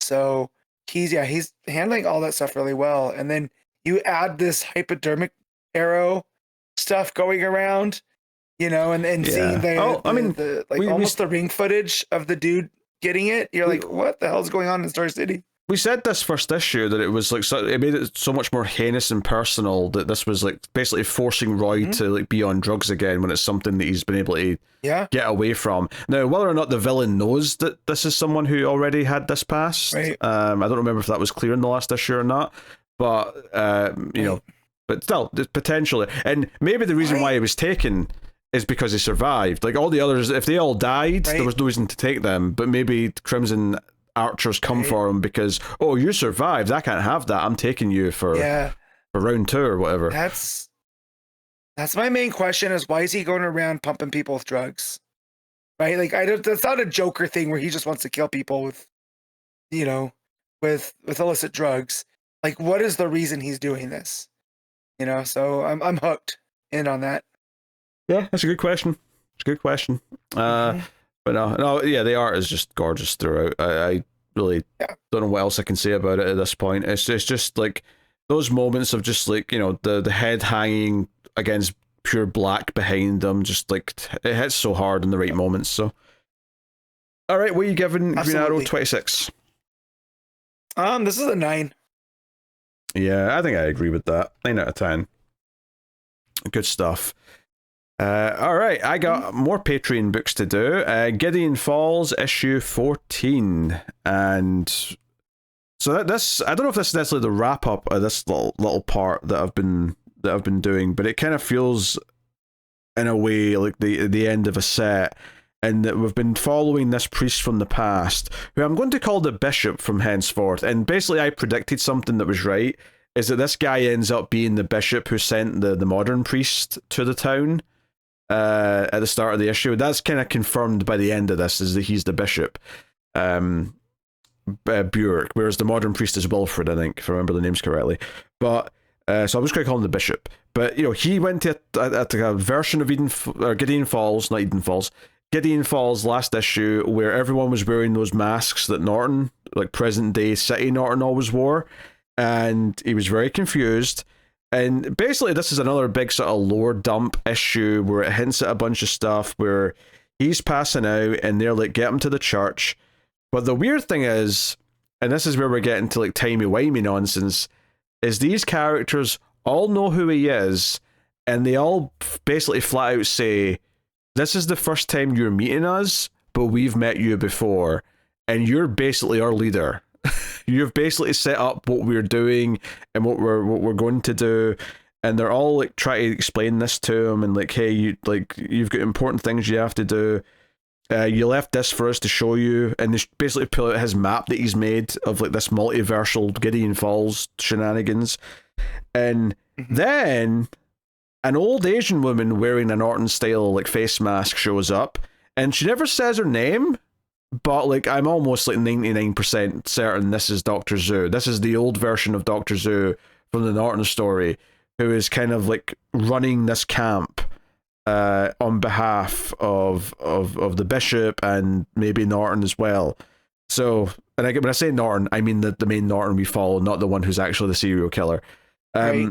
So, and she's sort of like vaguely explaining some stuff, and like, you must start the gathering the sacred, and he's like, what the hell does that mean? And she's like, you have to collect the 5, the madman, the soldier, the sinner, the doctor, and the father, just like the Pentacles, if I'm saying that correctly. And he's like, wait, Pentacles? Sinclair said that word, what is it? And they go to the church, and there's this big like device with these red bulbs, and there's like 5 bulbs, and that's the Pentacles, there's 5 lights, and it's like, you must build this.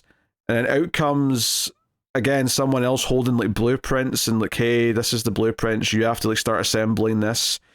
And she takes off her mask and she's like, it's okay, I know you're scared and you don't understand much. I was once like that too, but you'll know what's needed. So yeah, and he's like, hey, and the other big thing they hint at here, and it's made clear as well later on, is that this map reveals the Gideon Falls that you can visit, all these different ones, they are in kind of like a physical arrangement of sorts. And this one, where this like group of people with all the Norton masks are, is close to the center of whatever this is.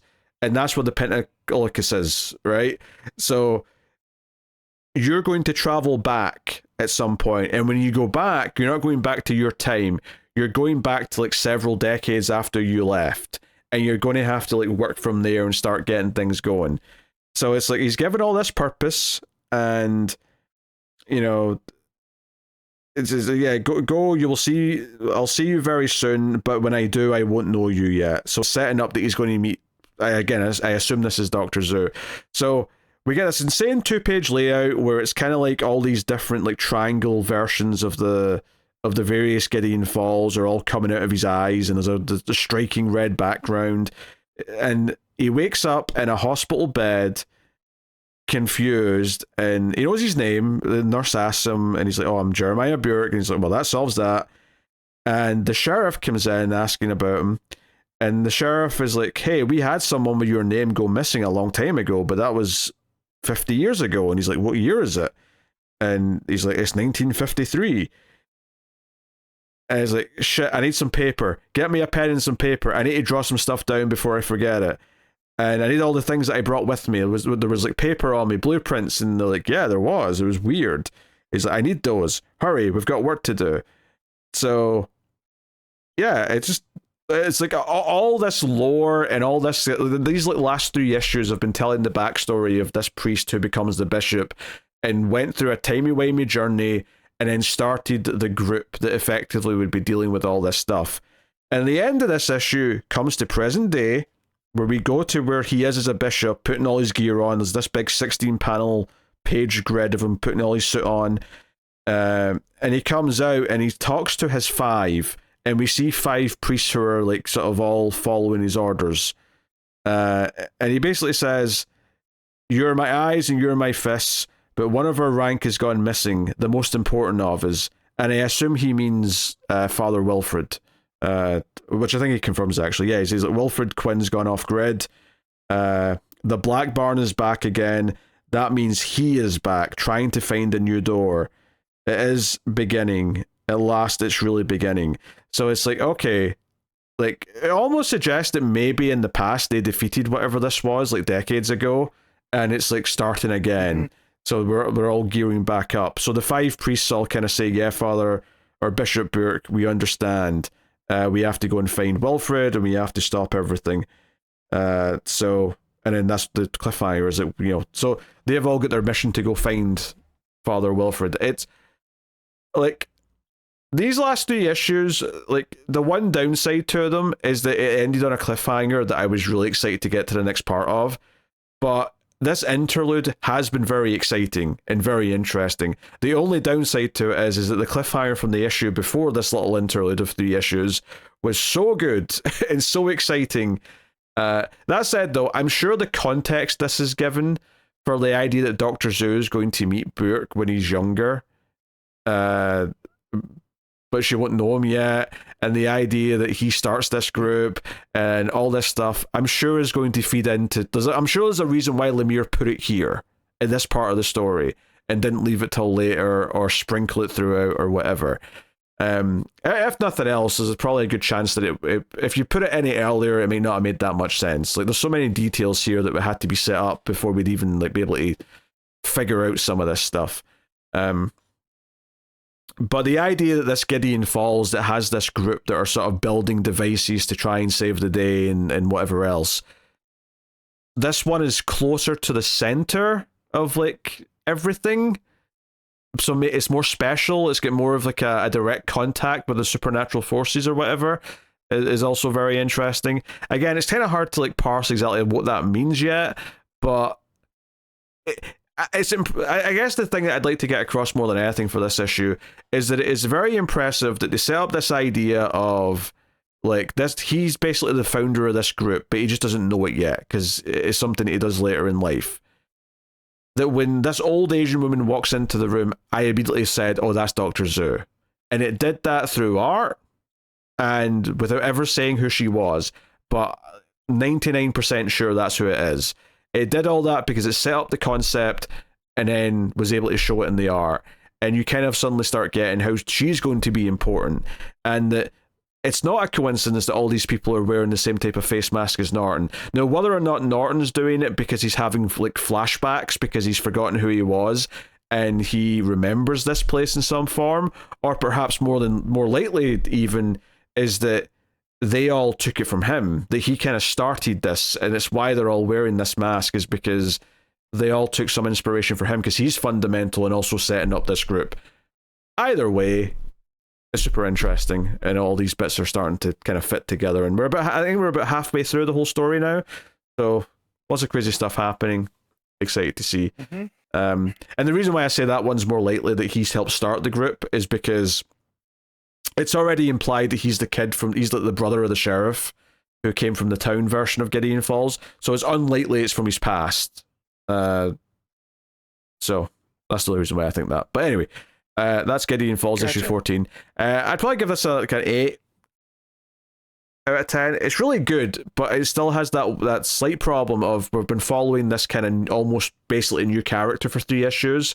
And it's a lot of like going through like weird stuff, so I'm really excited to get back to the regular characters in next issue. I assume it's going to be next issue. We'll get back to that. I don't know for sure, but I am assuming so. So either way, still very good though, and the art's great. If anything, this one is not as wacky as the last couple of issues because there's like the last issue was nothing but extreme 2-page layouts. This one has one of those, I think, but for the most part, it's a little bit more straightforward. So there you go. That's Gideon Falls issue 14. All right. Adventures of the Outsiders issue 34 is up next. And last issue, if you remember, we ended with Baron Bedlam had a German scientist seemingly cloning or bringing back to life Hitler. That's where we ended last time. Also, the Outsiders were all captured by the Masters of Disaster. That was the other big thing that happened. So that's going on. So I gotta know. Yes. You said clone. So you can either go 2 ways. Either it's Hitler and he survived the bunker because of timey-wimey. Right? Or it is a clone. That's what I thought of, because when you're talking about the scientists and all of this. So, do we get an answer of what this is? We do, we do. So this Okay. is a clone of Hitler, and Oh, we find out that Baron Bedlam is also, because Baron Bedlam seemingly was killed by Geoforce in issue like 2 of this book, like of Batman and the Outsiders, like way back. So it turns out this scientist found him, Baron Bedlam, and cloned him to bring him back to life. So it's like, okay, so that's why he's back. And Baron Bedlam went looking, because apparently Hitler, there's a flashback at this at one point, Hitler visited Markovia, right, when Bedlam was a boy. And it turns out when he was here, it was a secret meeting, and he left like DNA samples in the event that his, war would fail. So it's funny that there's dialogue in here where Baron Bedlam's explaining this, and he's like, "Oh, when Hitler heroically took his life so that the West couldn't put him through the circus of a trial." I'm like, heroically? That's a weird word to use for there, buddy. But all right. whew. Yeah, when they drink the Kool-Aid, they drink deep, they drink long, they drink hard. um, So that we get to all that. What's funny though is that once, because they do actually wake him up this issue, he's kind of walking around like a Hitler zombie, because it's apparently like this happened with Bedlam as well, is apparently it takes a while for your memories to come back, and the scientist is like, hey, this happened to you as well, it's going to take a while before he becomes himself again. So he's kind of just walking around, and they've got him up in the black uniform, and they've got the hat on him, but he's just kind of walking around silently. So there's just kind of this like Hitler like vegetable walking around. It's actually kind of funny, honestly. Oh my god. So that's the whole thing. It doesn't start off with that though. We start off with Windfall talking to Halo, who she's got captive, because Windfall lied and said she'd killed Halo to the Masters of Disaster. And Halo's like, hey, let me out, let me go save my friends, and we'll take you in, you can be an outsider, blah blah. And Windfall's too scared. She's like, no, New Wave will kill me. And then at the end of the scene, it turns out New Wave's actually been spying because she didn't believe Windfall, and she's like, hey, I'm going to kill Windfall with you once this is all said and done. So Halo's really upset now. Meanwhile, Looker is on her way into the country, and the Frenchman at the border doesn't want to let her in because the country's on lockdown, and she basically like tries to like flirt with him to get let in, and he won't have it. And her thought bubble's like, oh, I have to run into the one Frenchman who's not romantic. But then her powers kind of kick in, and she sort of uses them to seduce him instead, and he lets her in. So that's basically that. And also she kind of like laments that her husband back home doesn't like the new her, and she's upset about that still. So that's still ongoing. That's the whole thing. Also, there's a detail here, because she parks her car and she like gets into her costume, right? And she has a line here. I'm going to read this.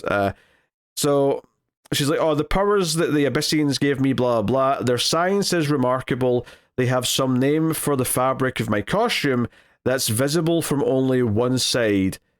I call it the one-way fabric. What does that mean? It's visible from one side. Obviously, it's visible from the outside. Otherwise, she would look naked to everyone. Which begs the question, why does it matter if it's not visible from the other side? Even she can't see it from the other side because she's looking down at her body. She's still on the outside of it. So what does it matter if the inside looks invisible? That's like if you put on the shirt, does the back of the shirt still exist? She has no object permanence, is what she's saying. But like, think about it. You're wearing a t-shirt, right? But you say it's like a one-way mirror, where on the inside you can see out of the t-shirt. You don't have eyes in your chest, so what difference does it make? No. I don't get it. The 80s were wild. I cannot fathom the purpose of material, of clothes that you can only see from one side. So now wait, if she turns her shirt inside out, would she be invisible? I think she'd see her naked body, is what I think. Right. So like they just made it transparent. This is weird. Why did they waste time trying to explain this? That's the thing. I don't even understand it. I don't understand it from an in-universe perspective, but I also don't understand it from a writing perspective. Yeah. Like, what purpose could this possibly serve later on? And there's no follow-up to that in this issue at all. No, doesn't come up once. Says it. Whoa. It's in her thought bubble. She explains it to herself. Maybe it'll come up next issue or something, and maybe I've misunderstood what she means by it. But it sounds like the clothes work like a one-way mirror, where they're visible on the outside, but not from the inside. But that doesn't matter because no one's looking at clothes from the inside. Unless, like, does she use it to, like, what would you even use it for? Because, like to hide something, maybe? No, because you just see through it. I don't understand. Because they're making it sound like it's transparent on one side, but not the other. Yes. So, yeah, this is a conundrum. I'm going to look up Looker while you're talking about this. Go for see it. if any of these wiki websites... Well, I'm assuming it's visible on the outside because I'm seeing a costume. Unless she's saying the outside is invisible, in which case, is there something there that I'm not seeing that they're implying is there? But I don't know. I'm baffled. Yeah, I'm baffled. Anyway, so that's when we go into the tent and we see that the payoff. They've got the Soviet guy, the Samaritan, who's here to spy on Baron Bedlam, and he explains everything to him. The backstory, looking for the DNA of Hitler and all that. The scientist knocks him in the back of the head with a wrench or whatever, and they keep him captive. And the soldiers say, "Hey, he's meant to be our liaison to the Soviets. Should we really be putting him in a jail cell?" And Baron Bedlam's like, "If you want to keep alive, you will." So the outsiders are held captive, and it's looking kind of hopeless for them. Baron Bedlam's monologuing about what he's going to do, yada yada. And the Masters of the Disaster are hanging around as well. And they start attacking Markovia. They've got tanks, they've got a military. The Masters of the Disaster are involved as well. So there's a lot of stuff going on there, with blasting and whatnot. You've got Shakedown, you got New Wave, you got Cold Snap, of course. Heat Stroke is the flame one. That was the one that I was trying to remember, and I couldn't remember as I was reading the issue. They eventually said her name, but I was like, oh god, what's the fire one called? But regardless, they're doing all this, and then we cut to woken up Hitler in his full regalia, just standing there as the scientist is pinning like a medal on him, and Baron Bedlam's throwing up the hand and doing the old hail malarkey. Like, he's just going for it, full-fledged. Meanwhile, Looker's trying to use her powers. Like, I need to try and connect like I did before, like, because the reason why she knows they're in trouble is because somehow Katana's mind reached out to her. And she's trying to have that happen again, and she eventually does. She sees where they're being held captive, and she strips down to just her jacket to sort of be kind of sexy, to sort of trick the soldier, the front of the tent, and then knocks him out. And that's kind of it. I mean, maybe the suggestion here is she put her outfit around inside out so she looked naked, and then threw a jacket over the top of it for the purpose of this bit. I don't know. I guess. But at that point, she could have just went, I don't know. Yeah, I mean, yeah, that's the thing. If you wanted to be see-through so you look naked, you could just look naked. You could just be naked instead. Right. It serves the same purpose. What difference does it make? Anyway. I don't know.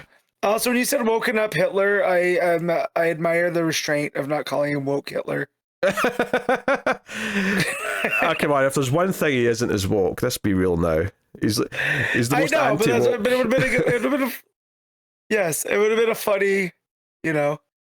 Yeah, I'm looking at all of these different things about Looker, and there's nothing about this. So I feel like Mike Barr was trying to do something, and it just never. And the editor just let it go because there's nothing about this weird fabric as part of her character.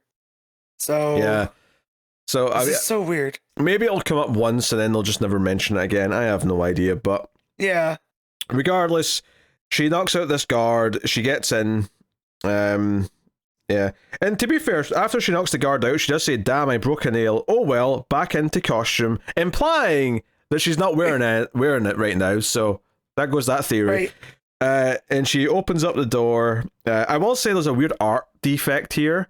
the panel where she opens up the door, it's kind, it's kind of it's not a big panel, but it's kind of a wide angle, if you will, because all the other characters are in the foreground.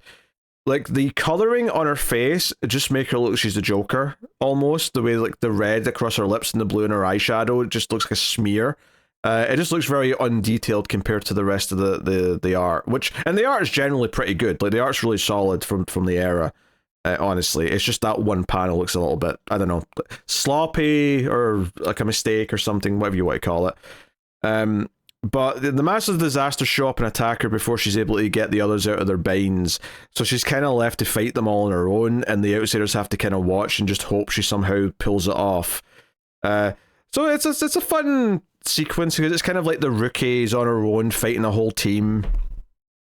It's a little bit like, all the Power Rangers have been stripped of their powers, but the Green Ranger's still there to fight all the baddies on his own to try and get their power back, kind of thing. It's kind of that sequence. And she takes on them kind of one by one to a point, and it cuts away in the middle of the whole thing. The scene cuts away in a cliffhanger of Shakedown, making her basically have an earthquake in midair, and she's like vibrating all over the place. Then we cut to Baron Bedlam taking zombie Hitler down these stairs in a castle, mentions the flashback and looking for his DNA and all that, but there's basically a secret brick in the wall where Hitler's handprint opens up like a secret door, and opens a compartment, right? And we cut back to the fight at that point, and Luca remembers she's got telekinesis now, and she throws some barrels at the bad guys, and ultimately decides that maybe this is the time to like fire some blasts at the restraints holding the Outsiders captive so they can get in the fight, and they all fly off together basically.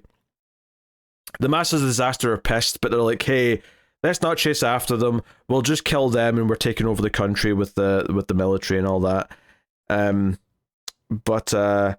So I was a little confused, because someone like shows up with a gun in the tunnels where Baron Bedlam and Hitler and all that are, and I don't think it's the Samaritan guy. I think he's still locked up. I think it's just someone who's like trying to stop them. It's just some random Markovian, I think. But he shows up with a gun, and he's sneaking up behind the scientist lady who's walking with a young woman. And you see his shadow. It's a really cool bit of art, actually. He's kind of in the shadows. You see the silhouette of him with a gun.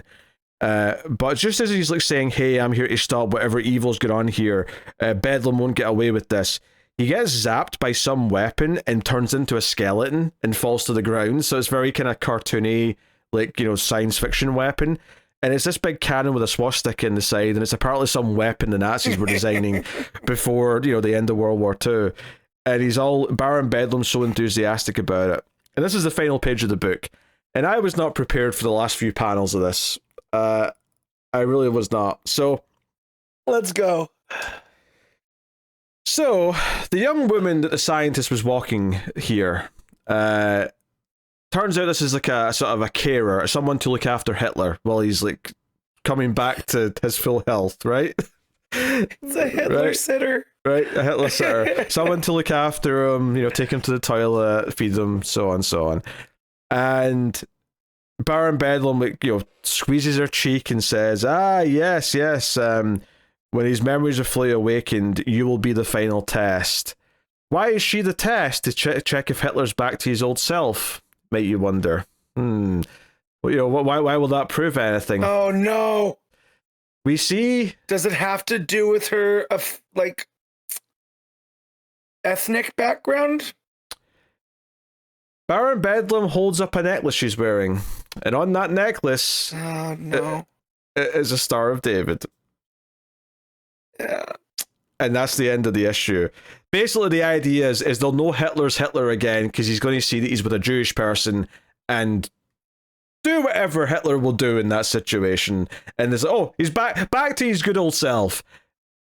That's basically the plan here. Baron Bedlam, so far out of any character that I've read outside of the Joker, Baron Bedlam might be the most twisted.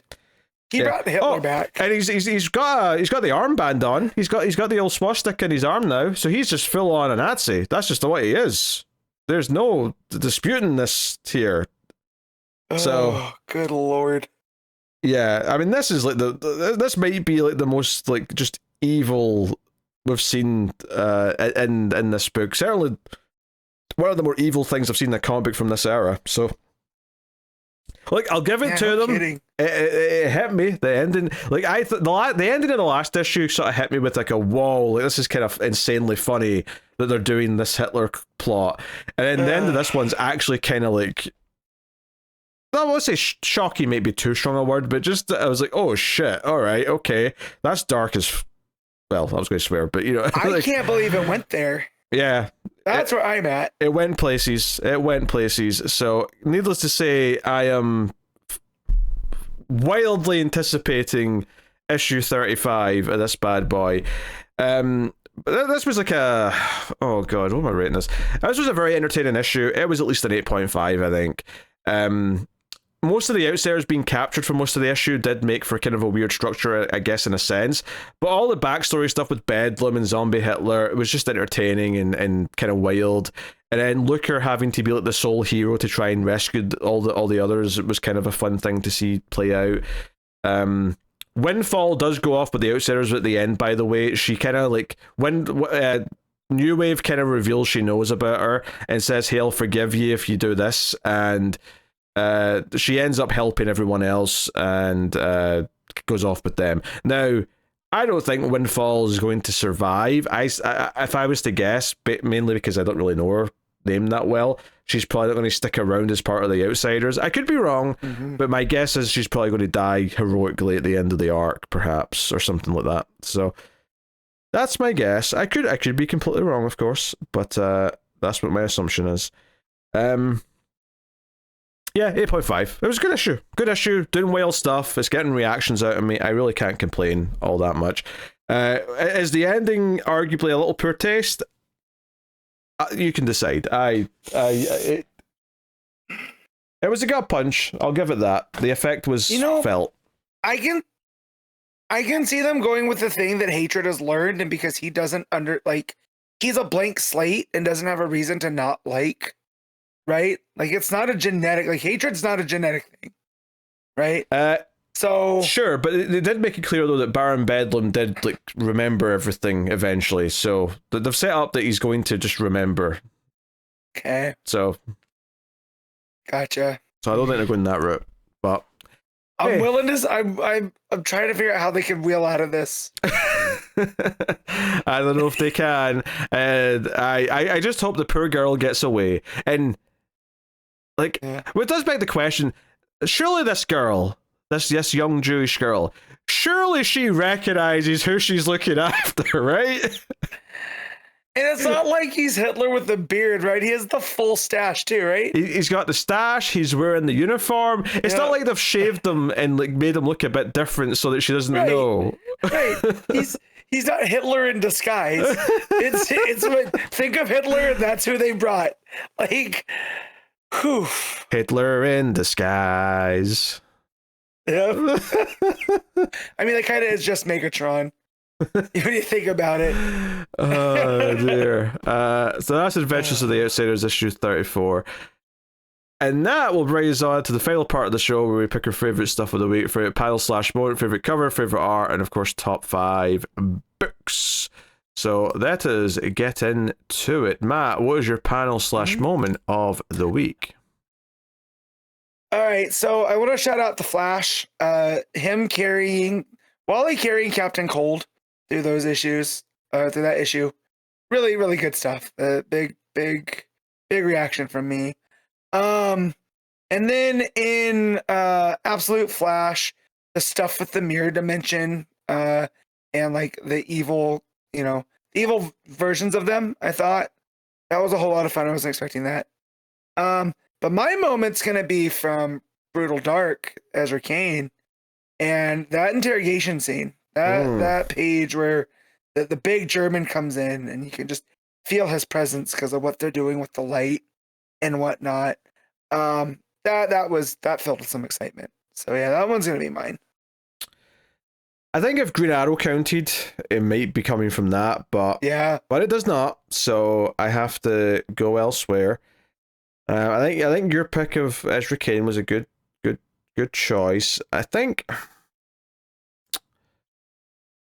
Part of me wants to say Linda saying, "Oh no, you're stuck with me now. I'm not like you're not leaving me out of this." I think that's a good character moment.